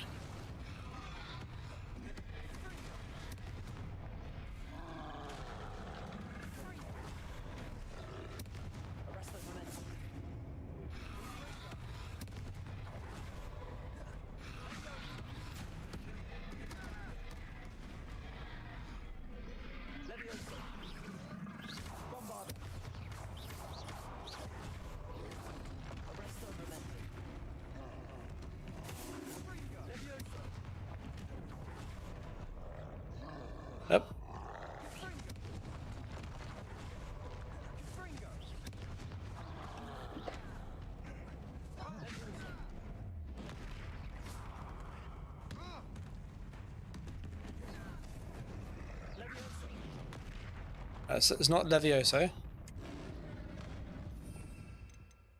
So trying to find this spell that you need to use to complete the Jordan feat. I think it will say in the challenge cards. So if you go into collection, sorry. Yeah, if you go into collections, I'm just taking the pop filter off because it's gone a bit funny. You can look at the enemy's weaknesses, and it'll give you an idea of kind of what we need to do. But yeah. If it's really loud, the voice part of it, for myself, do let me know. I've just moved the pop filter.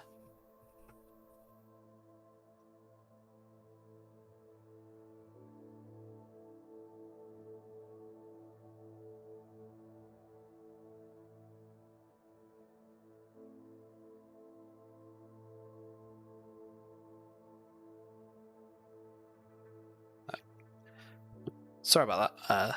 It's wife. If you go to enemies, we're looking for mountain troll.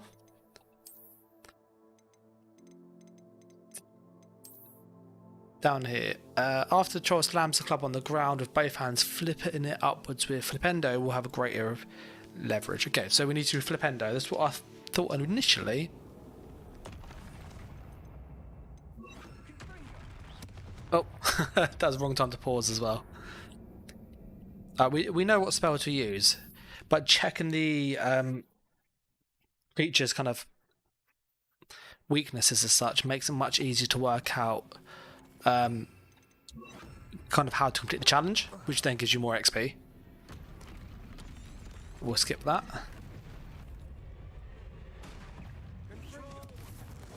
He's on our team.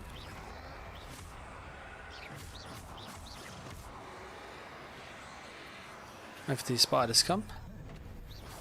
He literally just one-shot that spider, didn't he? And again. He's like a proper badass, isn't he? Look at him. And he just threw it at me. Torture a burning enemy, that's easy. There you go.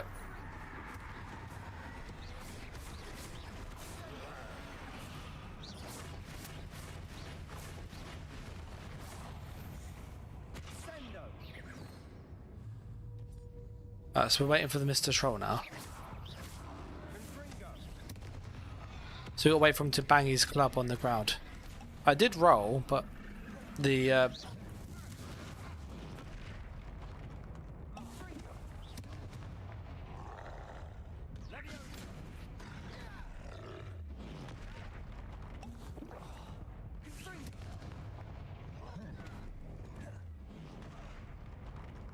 get.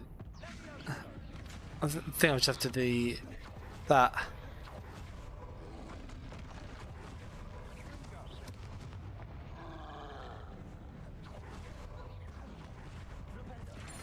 There we go. Now we can actually focus on just killing the thing.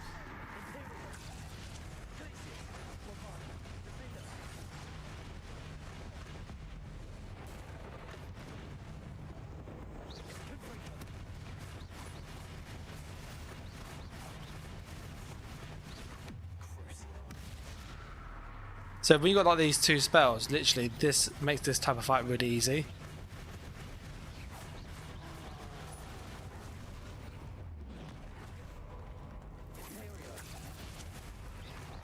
Because with the whole Imperial, it can't damage you back. Burrow's going, so how do you power level? So the level system is all about the challenges. So you have to basically spam complete challenges, and you kind of want to chain them together.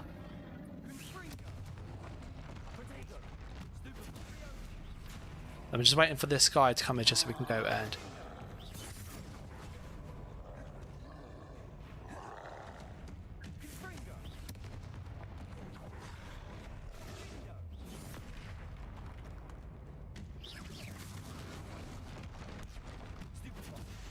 If you get them to run into the wall, they get like stunned. You can do loads of extra damage to them.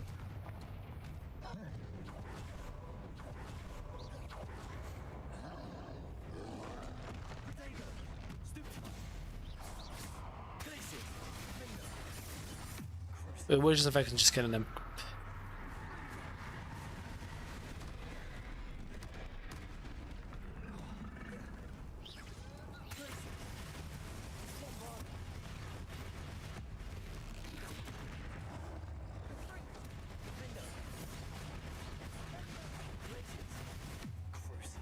PS5 keeps crashing.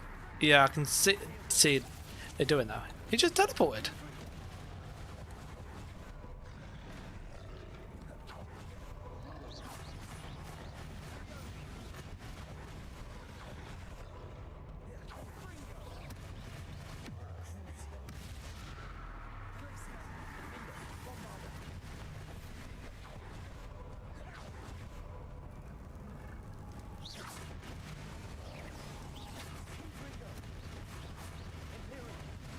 There, we've got getting the Imperial curse is really good because you can literally like take enemies like this and just immobilize them.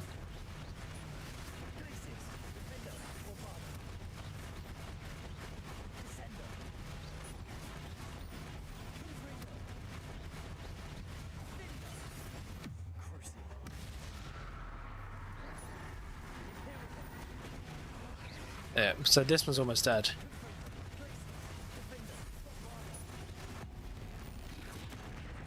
There we go. Nice teamwork. Nothing like an angry troll. So you see we've got 120 XP there. So you're trying to your question, Barrow, a bit clearer. Basically, the XP system is built around these. So rather than just killing loads of enemies, which you would think gives you XP, it only works to so far. So if you max all of these challenges for, say, Dugbogs, like I have, if I kill any more of these, I get 0 XP. And so this applies for all of these. So you can only get so much XP from enemies, and then you have to do the other stuff. So you do need to do quests to get XP, and the main story obviously gives you XP. So does the side ones. The exploration gives you loads of XP.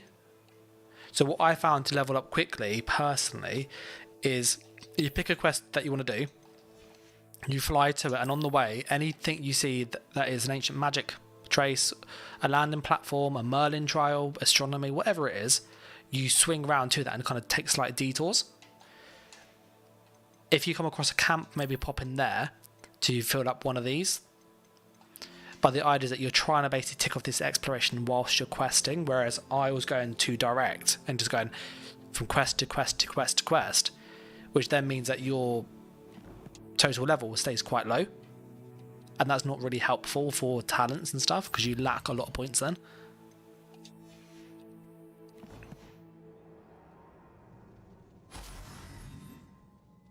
So that's what I do, and that's since been doing that, I've gone up a couple levels in like 2 hours, which is a lot quicker. And you'll probably see a lot of videos saying go and do an arena, because I've seen like loads of people going, oh, do this arena and spam this arena, and well, it works. But the problem is that it only works for so long, because as soon as you've got all those creatures killed on the challenge system, you get no more XP. We got like that. Like that. Sorry. There we go. Grab that. Thank you.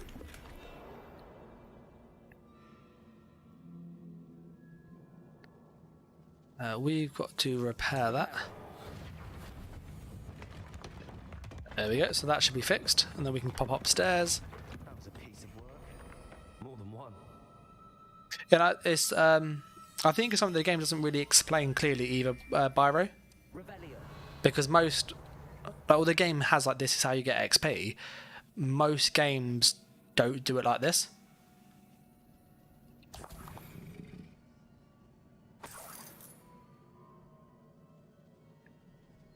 Yeah, I think doing it that way makes a lot more sense. As you're doing, just grab stuff on the way.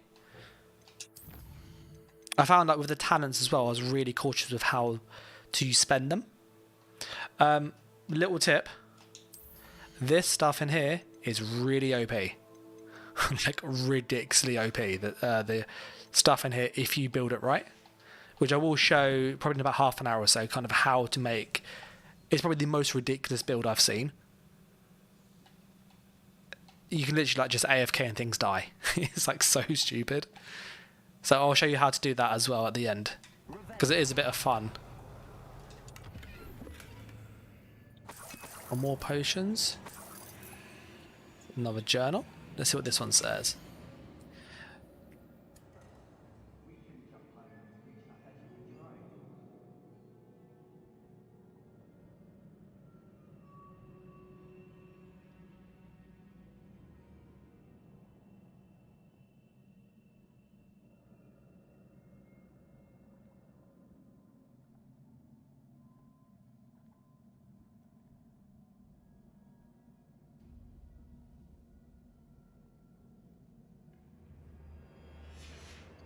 Yes, Soup's kind of onto it, but there's certain things that you can basically stack to make potions do stupid damage. Like really stupid damage. Yeah, that potion maker from the spell guy is OP. Oh, the hopper or something it's called. So we need to get up high.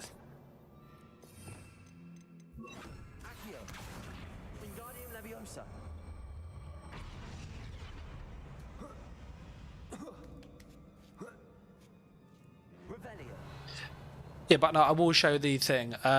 Just for, because I like to do testing and stuff and check numbers. I was using this setup I've got here, and my spells were hitting trolls and stuff for like 130 to 200 damage a hit. With this like build that I made, it was hitting it for 500 plus every 2 seconds with me doing nothing.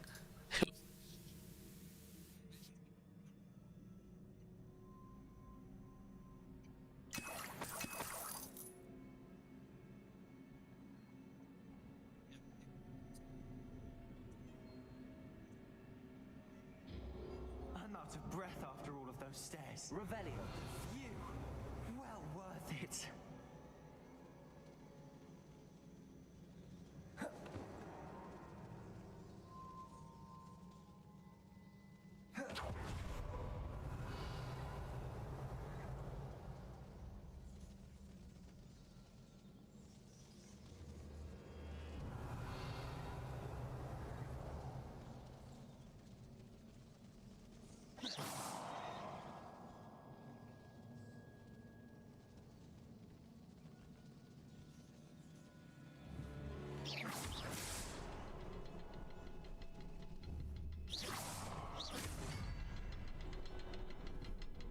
Revelio.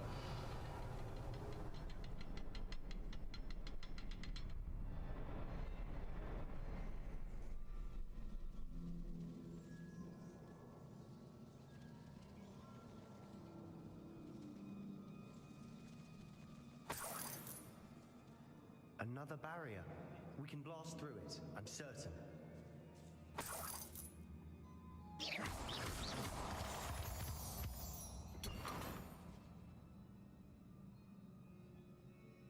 Revelio.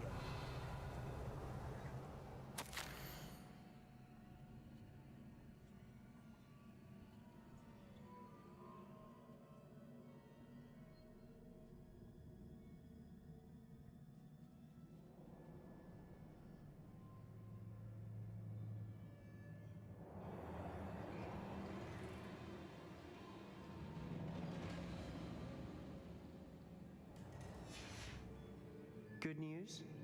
This journal entry sounds worrisome. Revelio. Be a dead end. Must be another floor above us.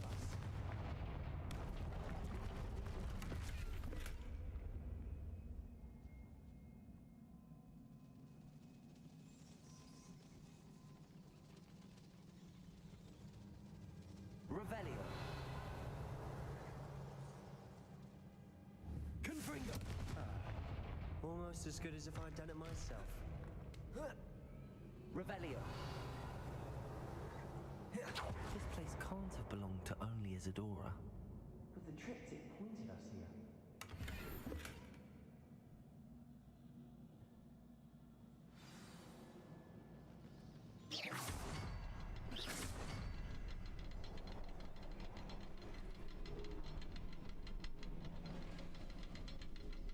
Revelio.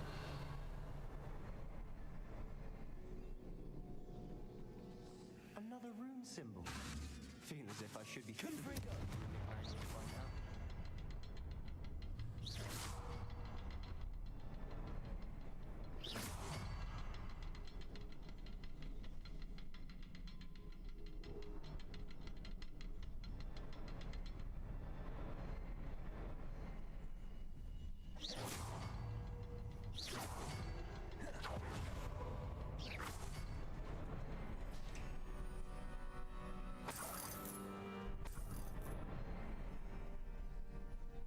Revelio.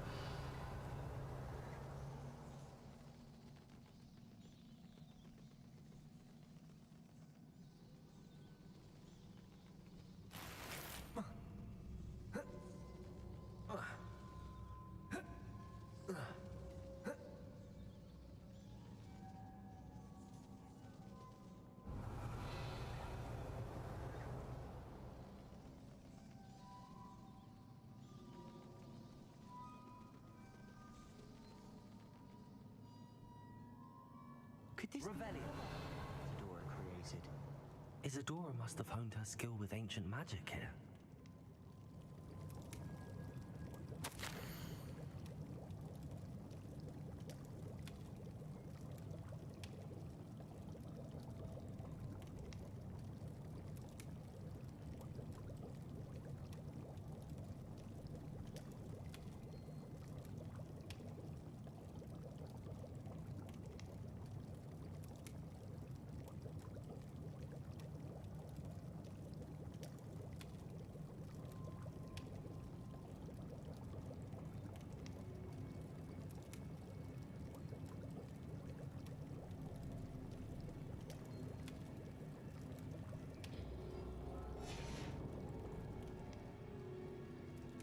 I know from the memories I've seen that the Keepers and Isadora didn't see eye to eye on the use of ancient magic. I wish you could see one of her memories. Revelio. The final canvas piece to the triptych. We've done it! Isadora should not have had to keep all this secret. I know from the memories I've seen that the Keepers and Isadora didn't see eye to eye on the use of ancient magic. But I don't understand why she seems to have gone to such great lengths to tell her story without their knowledge. I wish you could see one of her memories. So do I. Perhaps completing the triptych will shed more light on all of this. Revelio.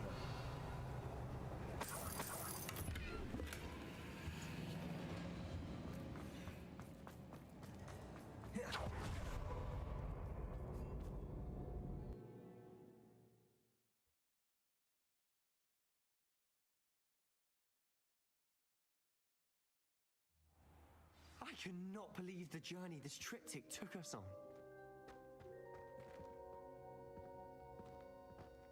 This is it. Don't keep me in suspense. Go on, place it.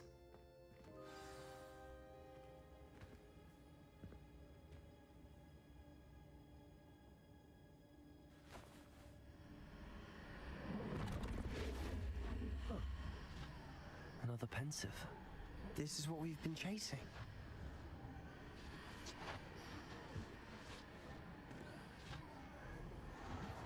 I wonder.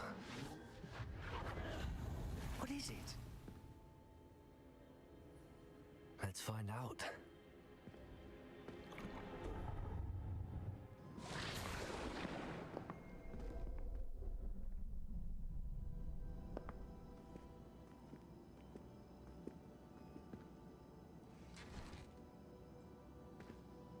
I cannot bring my brother back, Father. But I can give you peace.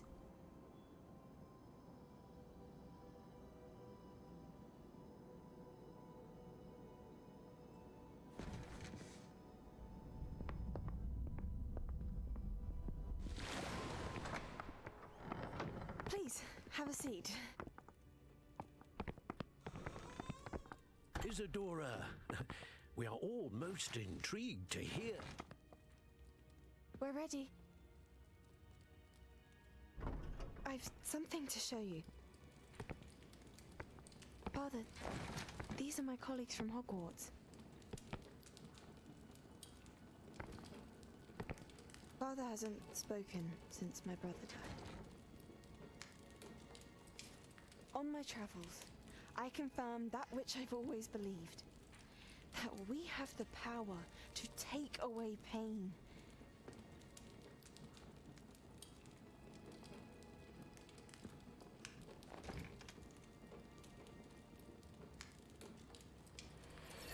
Isadora.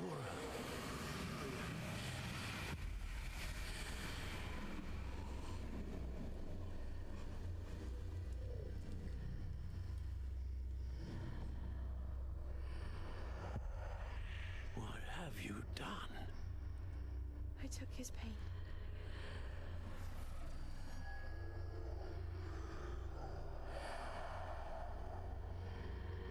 Thank you.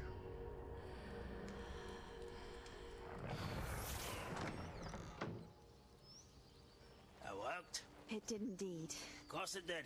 It's Goblin Silver. I need something much bigger. All right.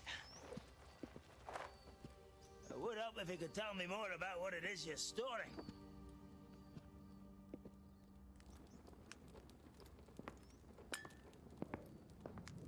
Magic.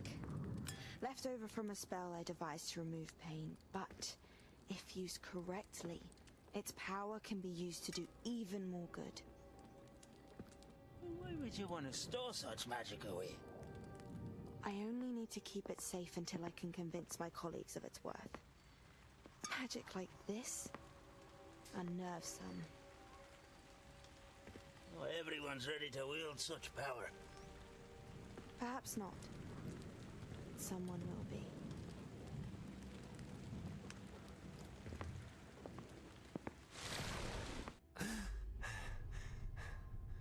She took away the pain. I knew it.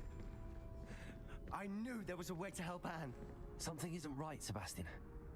What do you mean? You saw what she did. No, not the memories, the portrait. I think the reason Isadora hasn't appeared is because she can't. I don't follow. We have seen that view before. The abandoned home in Felgroth, the destroyed painting, it was her. So someone destroyed a bit of enchanted canvas, but we found the memory. Yes, you're right. We saw what she wanted us to see. We saw what she could do, what you can do. But I don't know how to do what Isadora did. Well, then you shall learn. The Keepers can teach you. I'm not sure that they would. The Keepers believe that removing someone's ability to feel pain, it's a highly complicated, unpredictable form of magic. One that should be wielded with great care. If at all. If at all? You've overcome all of their challenges. You've more than proven yourself. You can wield it. You have the ability.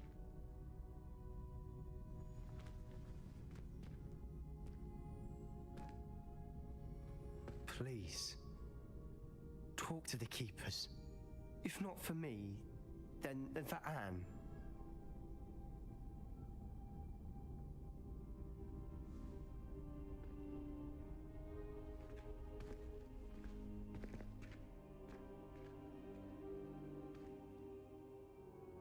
Why did the Keepers want to keep Isadora quiet? Why destroy her portrait?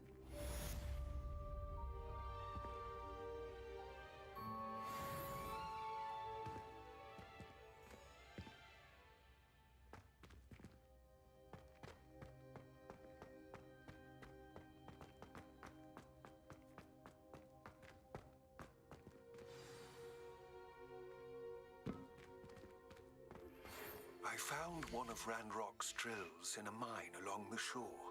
I intend to destroy it. I'm tired of trying to reason with him. You're welcome to join me, but if I don't see you there, I will reach out when I return. I have something to give you. Lodgok's getting himself into more danger than he realizes. I'd better find him.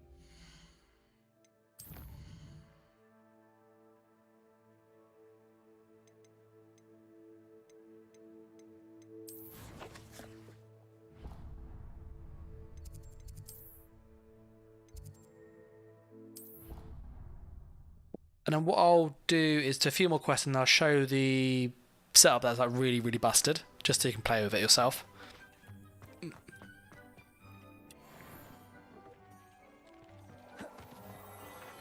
We've got some new gear that we might be able to chuck on that's better than what we've got.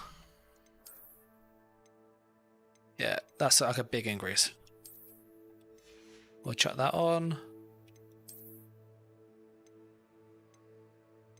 Yeah, that's a good increase. And that one. And we'll keep that.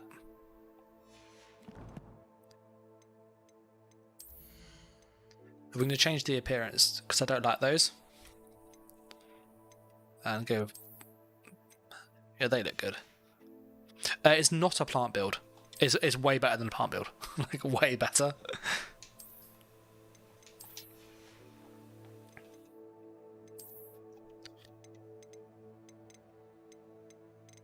Have so many different styles.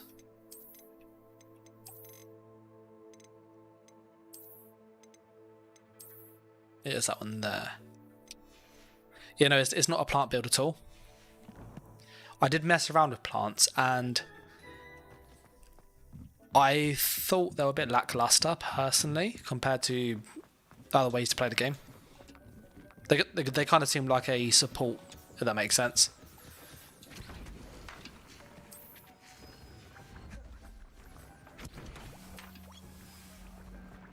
We need to just weave our fabric in.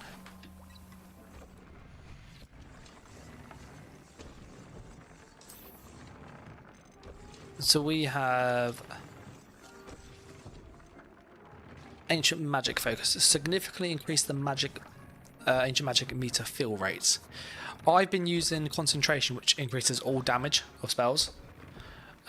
From testing, I did like 1 trait, 2 trait, 3 trait, 4 trait, 5 trait. This gives you about a 60% damage boost on all your spells when you have all pieces like with this. So it is quite a big damage boost to every spell you do.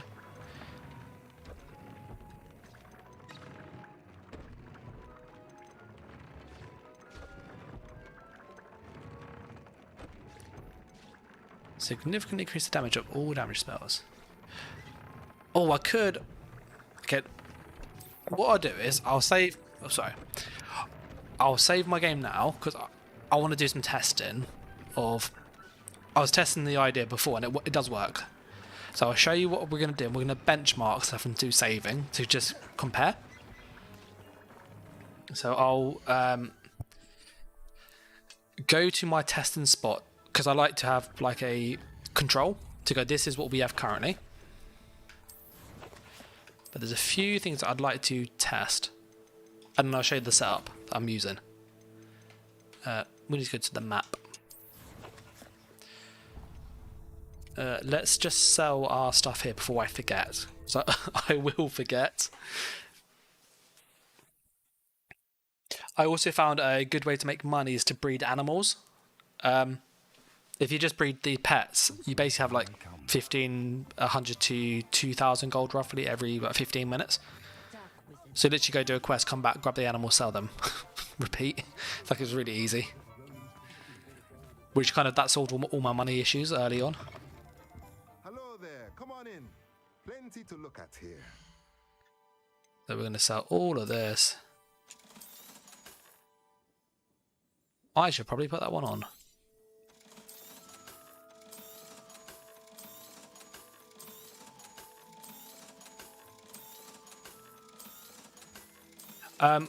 Useful thing for you guys is the shopkeeper. If you, I think it's 3 days. So if you wait 6 times, he restocks his inventory, and it randomly rolls. So you can literally just wait, and reload, or just keep waiting. And he does spawn legendary items. Yeah, we've got 8k gold, which is like plenty of money. It was this one, wasn't it? Yeah. That's like a big increase, that is. Let's change how that looks, though. Yeah, no, let's not do that. That's quite cool. We're going to keep this one for now.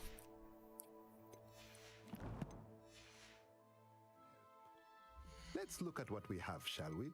But yeah, my desire to get to level 40 so we can have all the talents on and have the max level armor. Because that way we can then go and like go, this is the best setup for this playstyle, or the best setup for this playstyle. And a lot of it really comes down to the talents and the armor traits. The armor traits are a lot more important than people realise. I am going to quickly save though, because you see the game's gone all funny. And just reload the game, so bear with me. So we'll just do that, and then we'll just reload it. Just because it seems like there's a memory leak issue. It's the best way of describing it. Yeah, so it's just reloading the game now.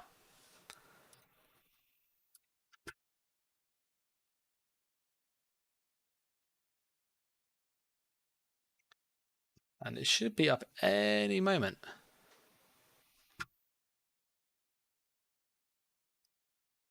Yeah, so it's loading on my screen now. So that should fix all the like text oddity that we just saw, which is really weird. Like I notice I get that when I'm been playing the game for like a couple hours. Like it doesn't happen often, but it's just every now and again.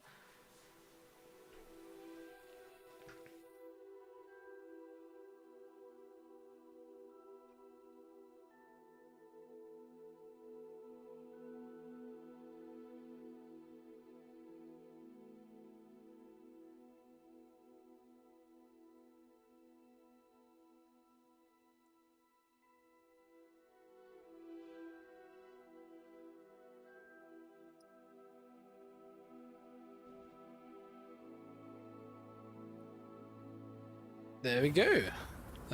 Let's reload.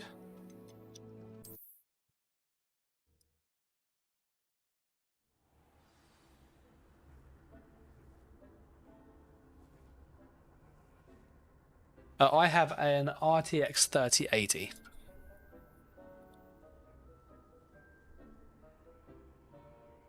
It's a EVGA for the win, I think it's called.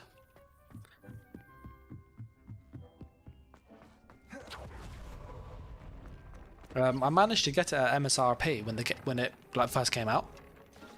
I had to wait though for like absolute ages for it. It's ridiculous. I bought it from a company called Scan PC they work in like Europe and in the UK. And yeah, they were able to source it at MSRP, but it took like 4 months. But at the time when it was like £800 or £1,500, it was worth waiting a couple months for that much of a discount.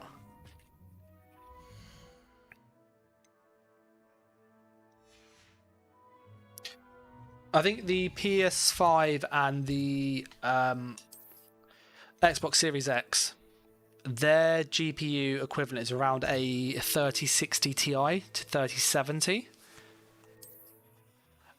It's all obviously with a pinch of salt, but a 3060 Ti is kind of it's close enough to what a PS5 or Xbox is. There's a bit of variance with the games and stuff. So if you know, like most games are going to be made for this console generation, which will be 4 to 6 years probably.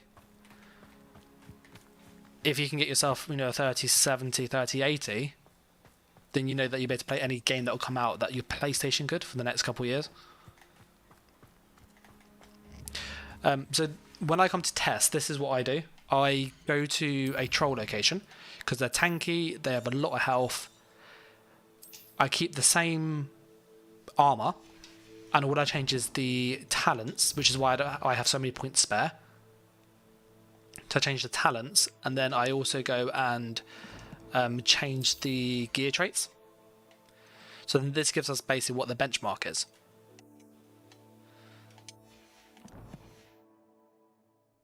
Yeah, no, Starfield's on PC or Xbox.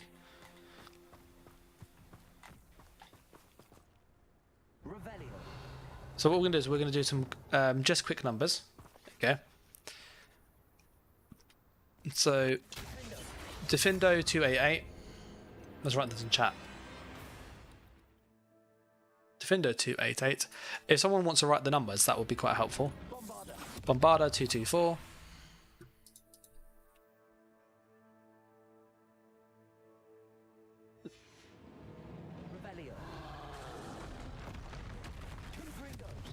Comprendo 160, or things. So these are the numbers, and if you've got like 3 or 4 skills you can kind of benchmark against, yeah. What you can also do is check how much a potion does. So how much do one of these do? 76, which that goes up with your spell damage, by the way. Okay, so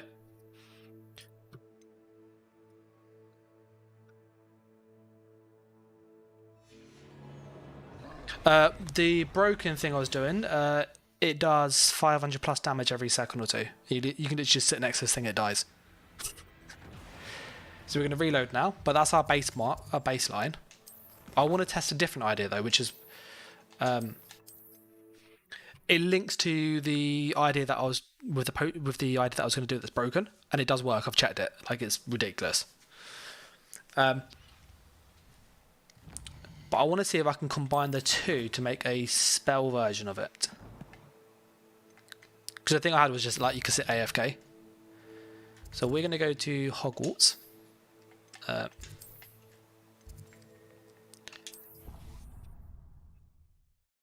And these are with concentration 3. So I'll put that in there.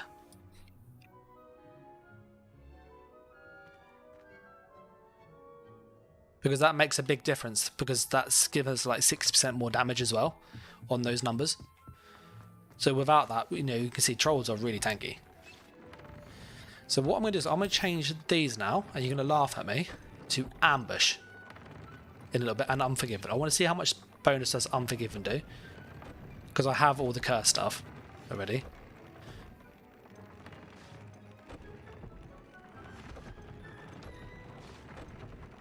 So, 1, 2, 3. And we got more of these pets, so we can get more of that fur. That's not an issue. I like how you can change stuff really easily, like this. It's a shame that you can't go and have like a reset in the game. There is a reset that's in the files, but it's not actually accessible. So what we're now going to do is basically do the same thing and just check the damage difference.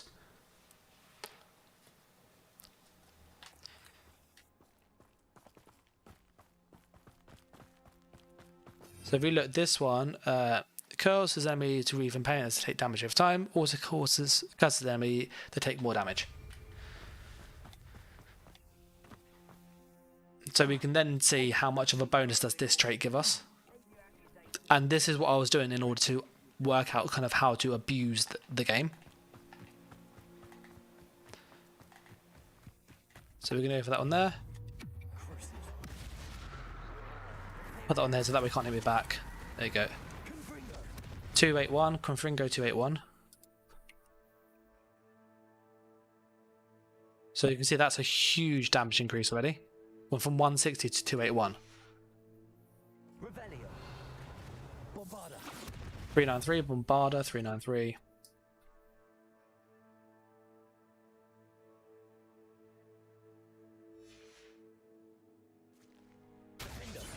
Defendo 506.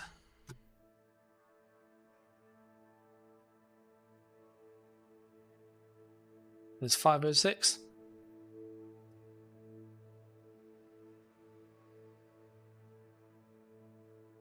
So you can see just by putting that on, yeah, it's quite a big damage increase.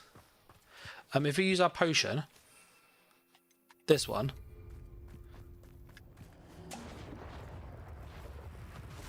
$225. I'm back here. 225. Okay.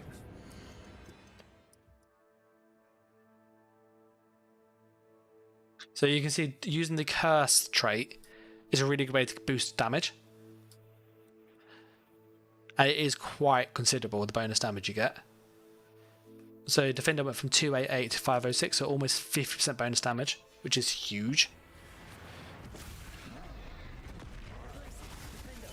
Yeah, 1000. So that's that. Now what I want to try though, and this is like really, this does abuse a lot of mechanics. But there's a trait called Ambush, and Ambush has a really big damage modifier. Like, the damage modifier is very, very high. So we're going to go, and there's ways you can use that to basically get ridiculous damage.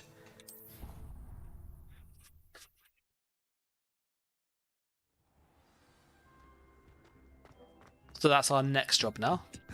This also gives us the numbers so you can see yourself kind of how it works. So same gear. What we do is change the trait to Ambush. And you can do the same thing for these. So like,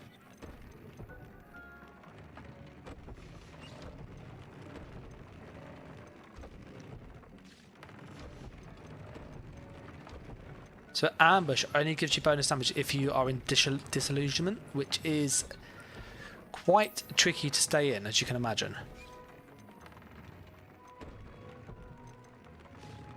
So we're going to see how much of the bonus damage you get with it.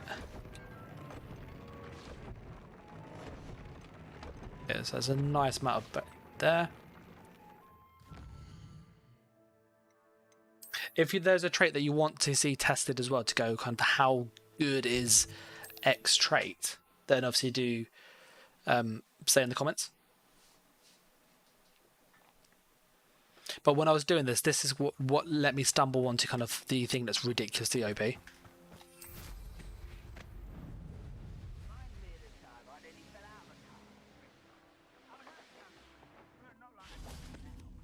So we're going to go for Disillusionment. I'm going to try with Defender, I think it's called.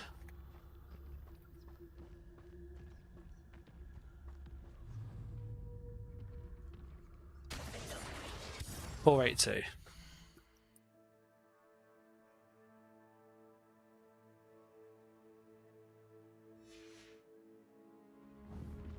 So move away from that there. We'll try it with Bombarder, 375.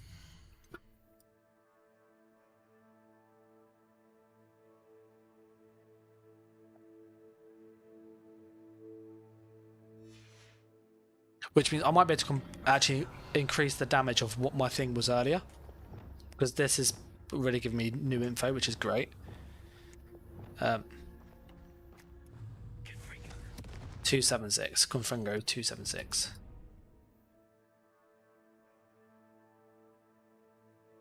So this is Ambush free.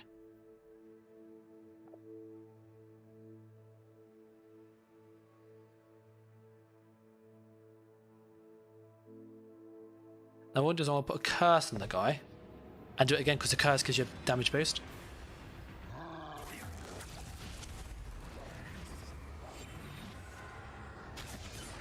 So it's 506. Just Fingo.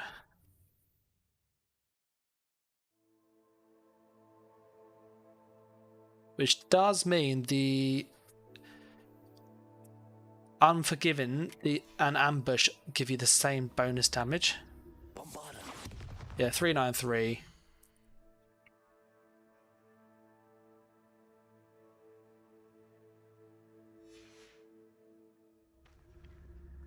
which means this should then be 281. There you go. Okay.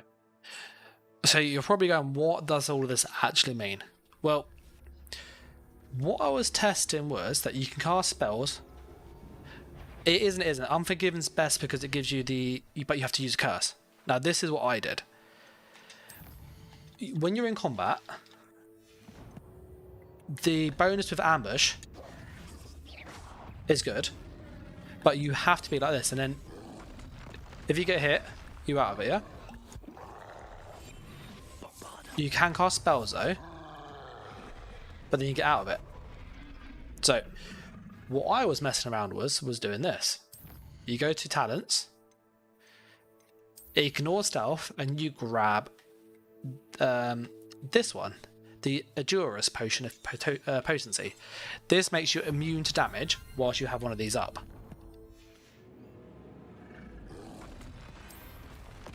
So I drink one of these, yeah?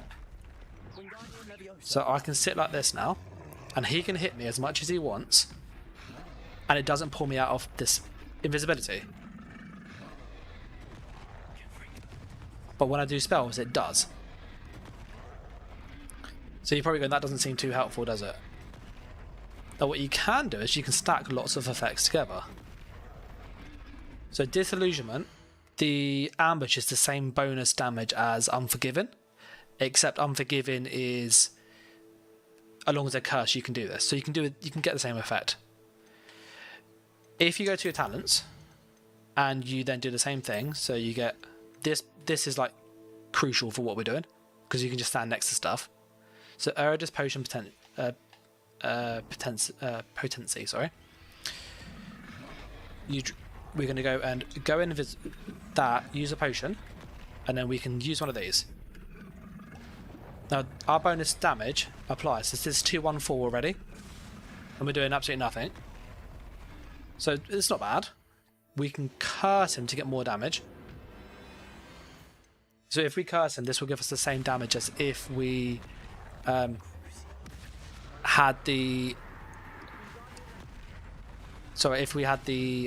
effects of Unforgiven. So what we do is just make sure you get these potions. This is doing 225 now, which is not bad. What we can then do is go into Room of Requirements, and we can get this Maxima Potion Potency, which increases the Maxima Potion bonus damage. So you chuck on one of these. This increases it now to... Where is it? My things went off. 305 now. So this is doing 305 damage a hit every second and a half. If we then increase that damage further with this potion, which dynamic it adds, 305, 385 now. We're doing absolutely nothing to him.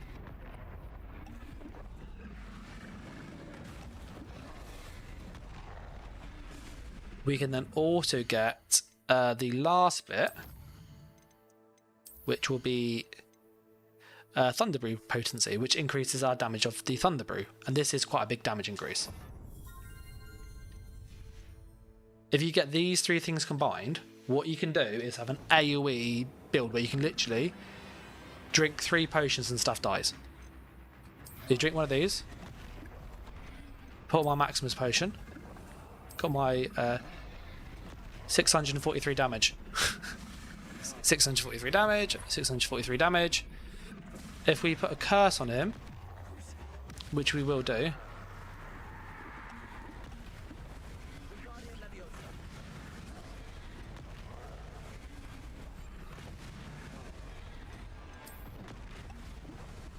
so that is 675. So 675 damage, just doing absolutely nothing other than just drinking a potion.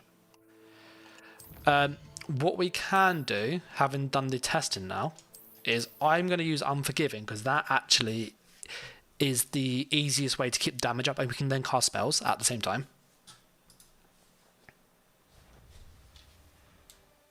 So we can get the potion to do 600 plus damage. It was 675 damage every 1 to 2 seconds approx. And we can literally just sit next to things and they die. Now this is against a troll. And the trolls have like really high health and really high armor. So when we go against something that has not high health and high armor, it absolutely melts them. Like it. Oh, so I'll set it up for the curse build. Do I have curses on my gear already? No. So we need to change it to Unforgiven.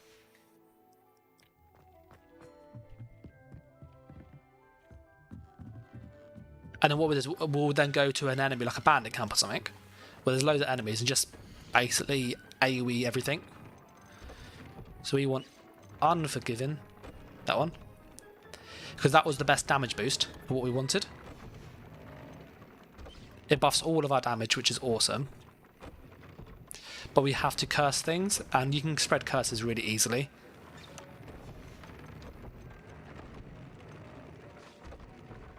Curse, curse, curse. Curse. Yeah, so this is like a big amount of damage. Of it, like it's about like an extra, probably 90 to 100% from base. So we're going to go over here now, and then I'm going to do it with just a potion. So I'm just going to curse the thing. I'm just hit with a potion and just watch how quickly we can kill it with just standing next to it. Because obviously these trolls are like, they're not easy to kill because they're like really tanky. Like they're not hard because it's only fighting one at a time.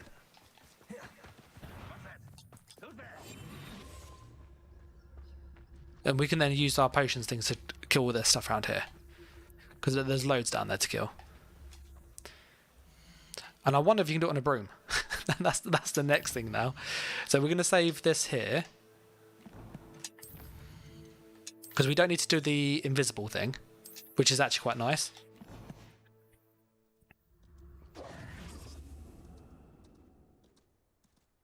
So we need to have this one on here. We're going to hit him with Crucio. And put the potion upgrades on just to see, can a potion kill it? So can we kill the enemy with one potion?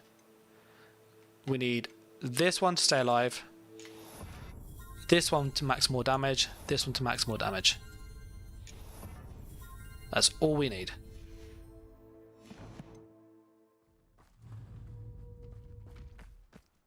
So we're going to curse the thing. So we got the bonus damage on there. Pop one of these. Pop one of those. Pop one of those. 675 damage. We can actually also do damage as well.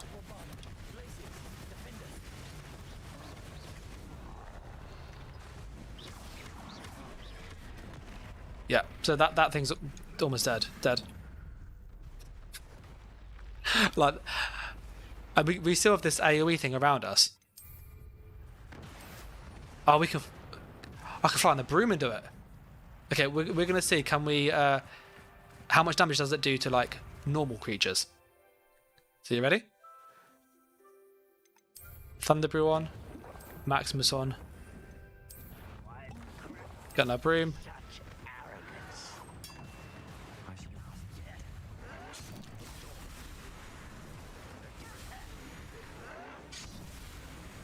So you can literally just like AoE stuff. And then remember, these don't have any curses on, so this is just without any curse damage. Let's chuck the curse and look at the bonus damage.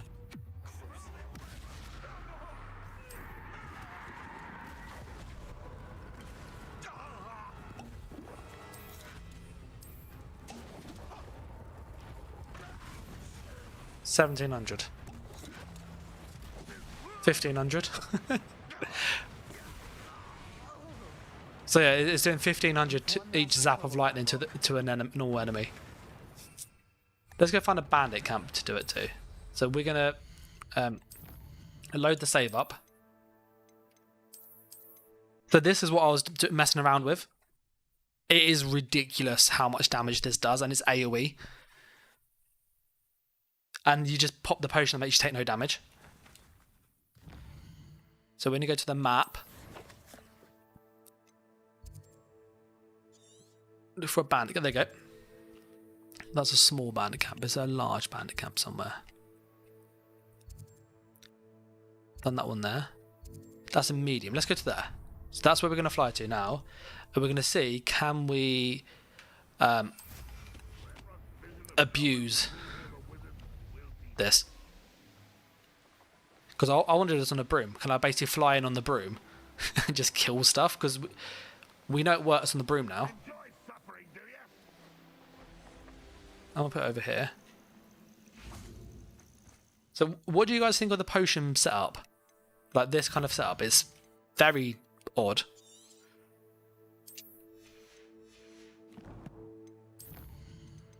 So all we need to grab is this one and this one.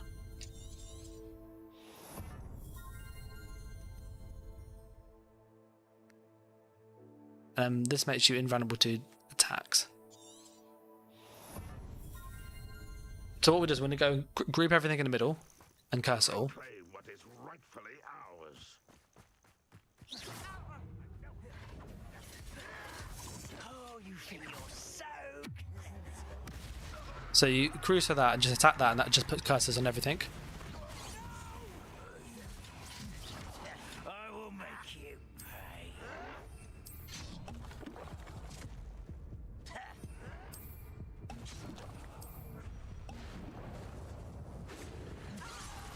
1300 damage it does that.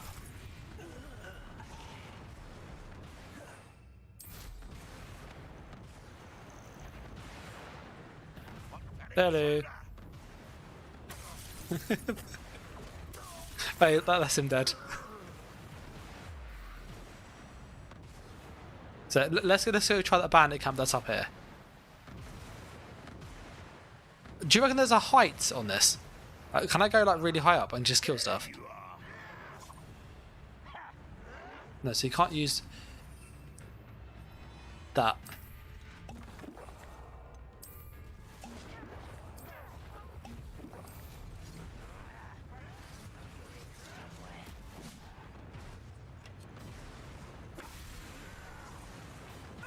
They're dead.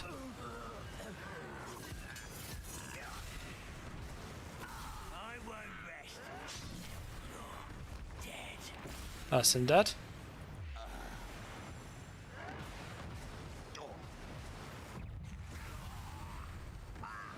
Oh, so you can't hurt these though. That's...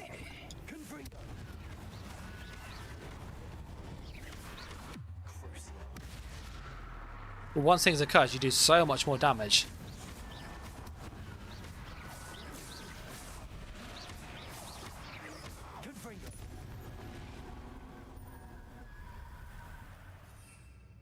So yeah, that's let's go to this camp. This is what we wanted to do though. Can we do this medium camp?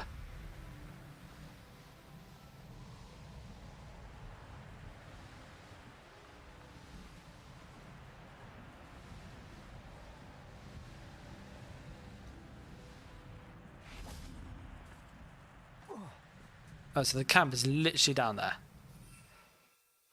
Because at this time, we're going to try the same thing.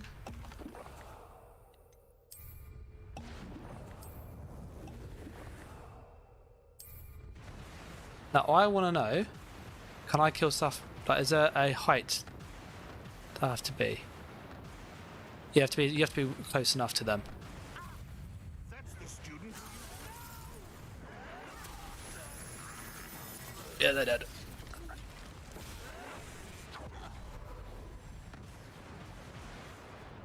Okay, well that was quick. Should have done the broomstick and thunder. Literally, it's like so stupid.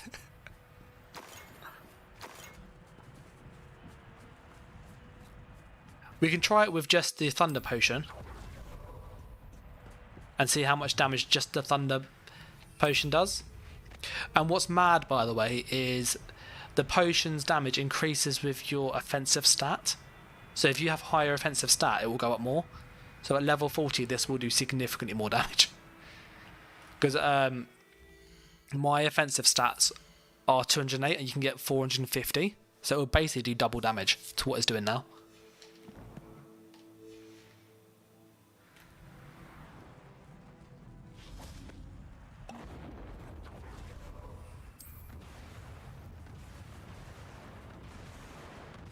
Where are they? There's enemies here. I can't see them.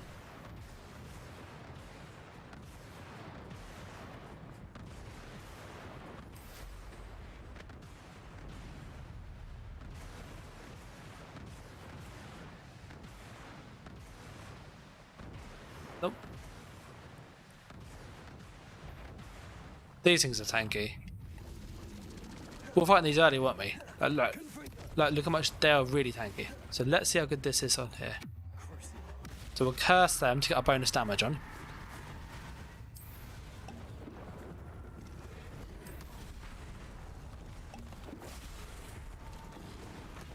And then we'll put on the bonus damage bit. None. There you go.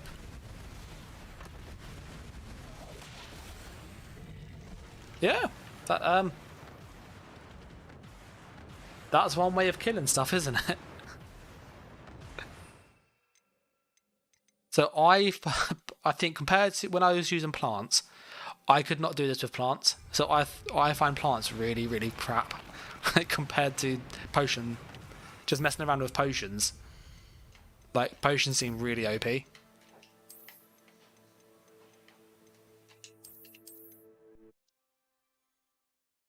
I'm just going to let my cat in 1 sec. Yeah, what do you guys think of it as an idea? Up for a bit of dying, are we?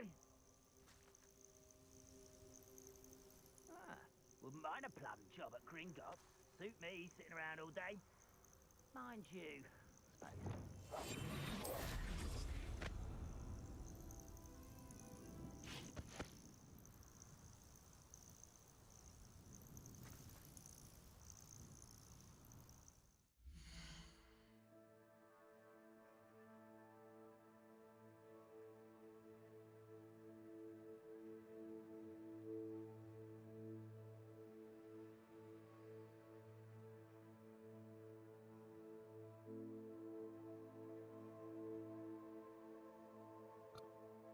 Yeah, sorry, cat's back in.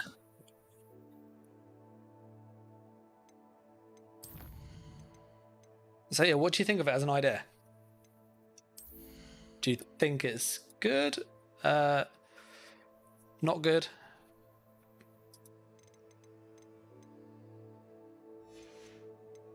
Like, it doesn't need a lot of points to make this work as well, which is nice. You literally need 2 things. These just give you crazy damage when they're combined.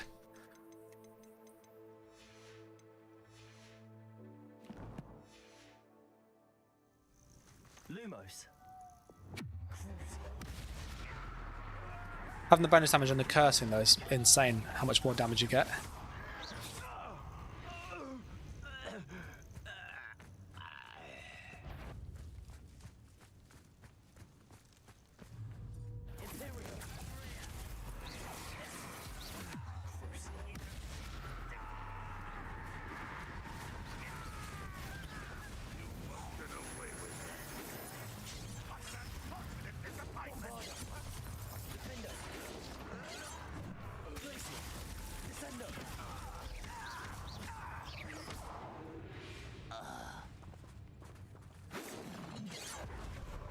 Let's see how much the icing will do.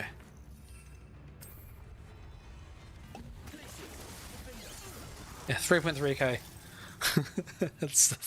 That is mad, that damage. Let's go try it to a troll. Because we know the curse is like clearly the best damage boost you can get. So let's load up and go to the troll. And just see how much damage we can get with like that ice slash combo. I reckon 5k.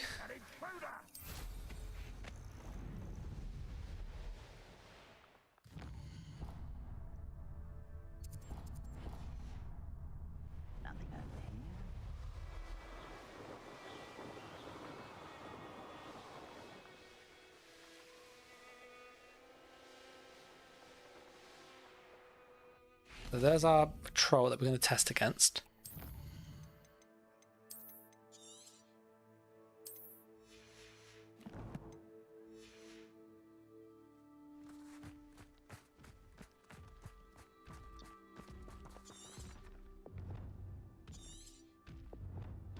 So we're going to try two things. We're going to try this.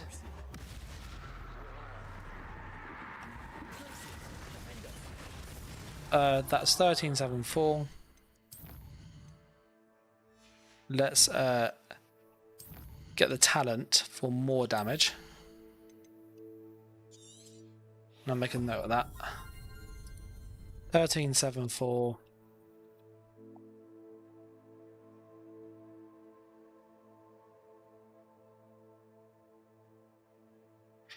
And we're going to try it with the upgrade this time. How much bonus does this upgrade give us?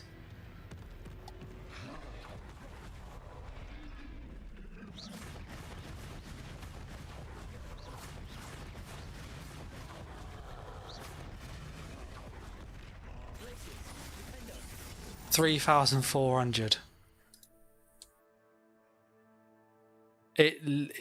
The damage increase is insane. Like, that is actually insane how much more damage that does.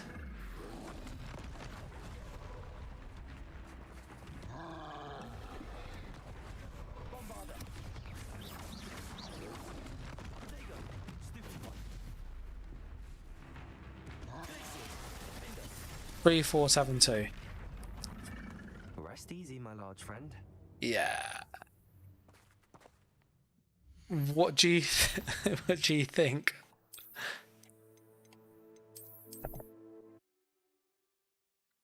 I'm very sold on that curse. Is insane. The bonus damage you get on that curse is actually ridiculous.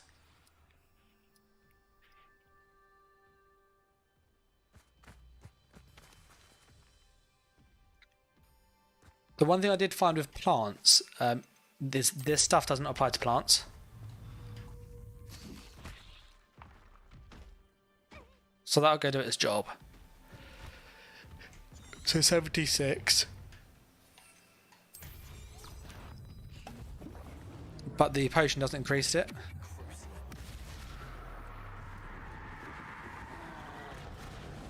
The Crucio does, however.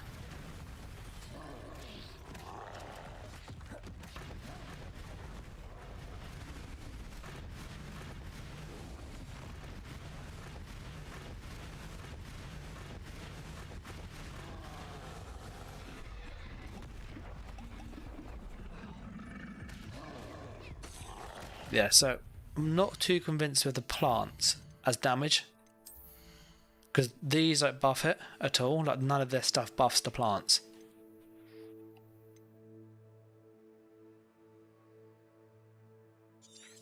We can try that though, see how much that increases it.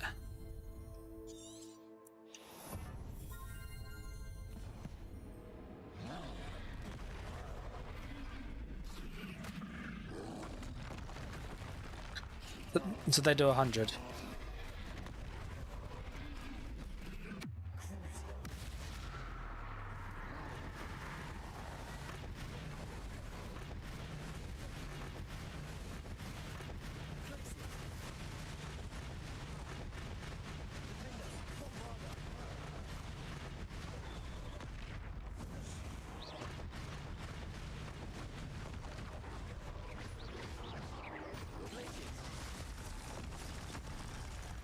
Yeah, so I think plants just don't do enough damage.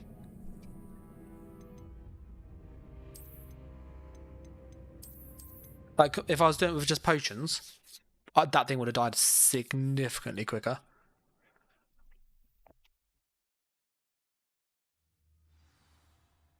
So for those people that have just tuned in, we're just messing around now with builds. So if you go to talents, if you grab maximum potion potency, this increases the maximum bonus damage by like over double, it seems. Thunder Drew also increases the damage of that potion, and the Adorus just makes you take no damage. You combine the three of these and you can basically have an alchemist build, which is, I want to make a video on it, but the damage is really, really high.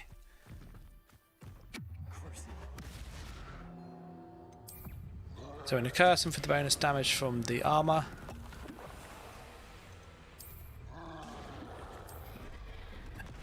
And then drink the potions.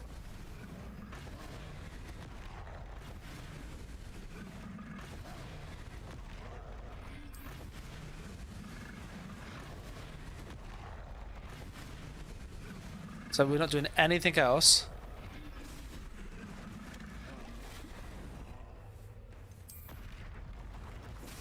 And we've almost killed it. So we literally just use potions to kill it.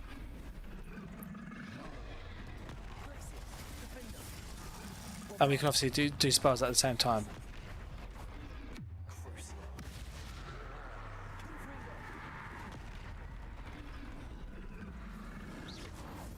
So yeah, the bonus damage from that setup is ridiculous.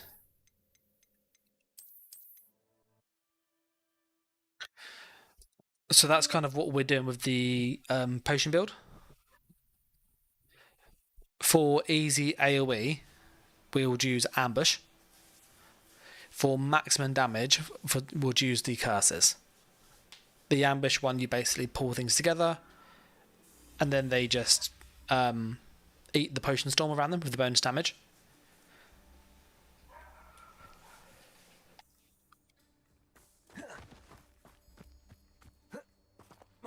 But yeah, I will make a video going through this much more and kind of how it works and why it works, because there's a lot of nuance to it which I don't think is seen in other guides and stuff that is out there at the moment. I am going to call it here though in a few minutes. Just before I do so, just going to remind people about the XP. So if you are wanting to power level, we've gone up like 3 levels tonight, which is pretty quick. You need to do the challenges basically. The challenges give you the XP for your player. So as you tick these off, you get XP. If you finish the challenge, you get no more for that type. So for example, because I've done Dug Bogs, if I kill more of these, I get 0 XP. So we just need to factor that in, that if you've done all the killing stuff, you have to do quests, or you have to explore, or you have to do the field guide, and so on and so on and so on. So you can't just kill to level up. What I found was the quickest way to do it for me personally, and it whilst also making the game fun, is pick a quest of choice. You then fly to that region. As you're flying, you then want to look at the map and basically stop off of any Merlin trial that you see, so the little leaf icon, any ancient magic hotspot, or if you are wanting to kill certain enemies, you might even want to drop off into some of the bandit camps, because they also give you like wizards and goblins and stuff, so you can get those ones up quite easily too. And if I just did this yellow line, it would be 1, 2, 3, 4, 5, 6, and you can see like how many things you'd tick off just by dabbing all the things on the way. And so that's what I'd really recommend. If you get any questions between now and the next stream or the next video, I do have a Discord, so I'm going to go and just put that in here if you want to join. You don't have to, but so there's like 700 people in there. But yeah, I'm going to call it there, guys. So I'm saying massive thanks to everyone that has tuned in. and that has watched, commented and stuff, and a bigger thanks to all the people that are subscribed, and even more so to people that have supported like Tate. It really helps. So just a massive thanks to all the support, and I'll catch you in the next video or in the next stream, guys. So thanks for watching, take care, and bye.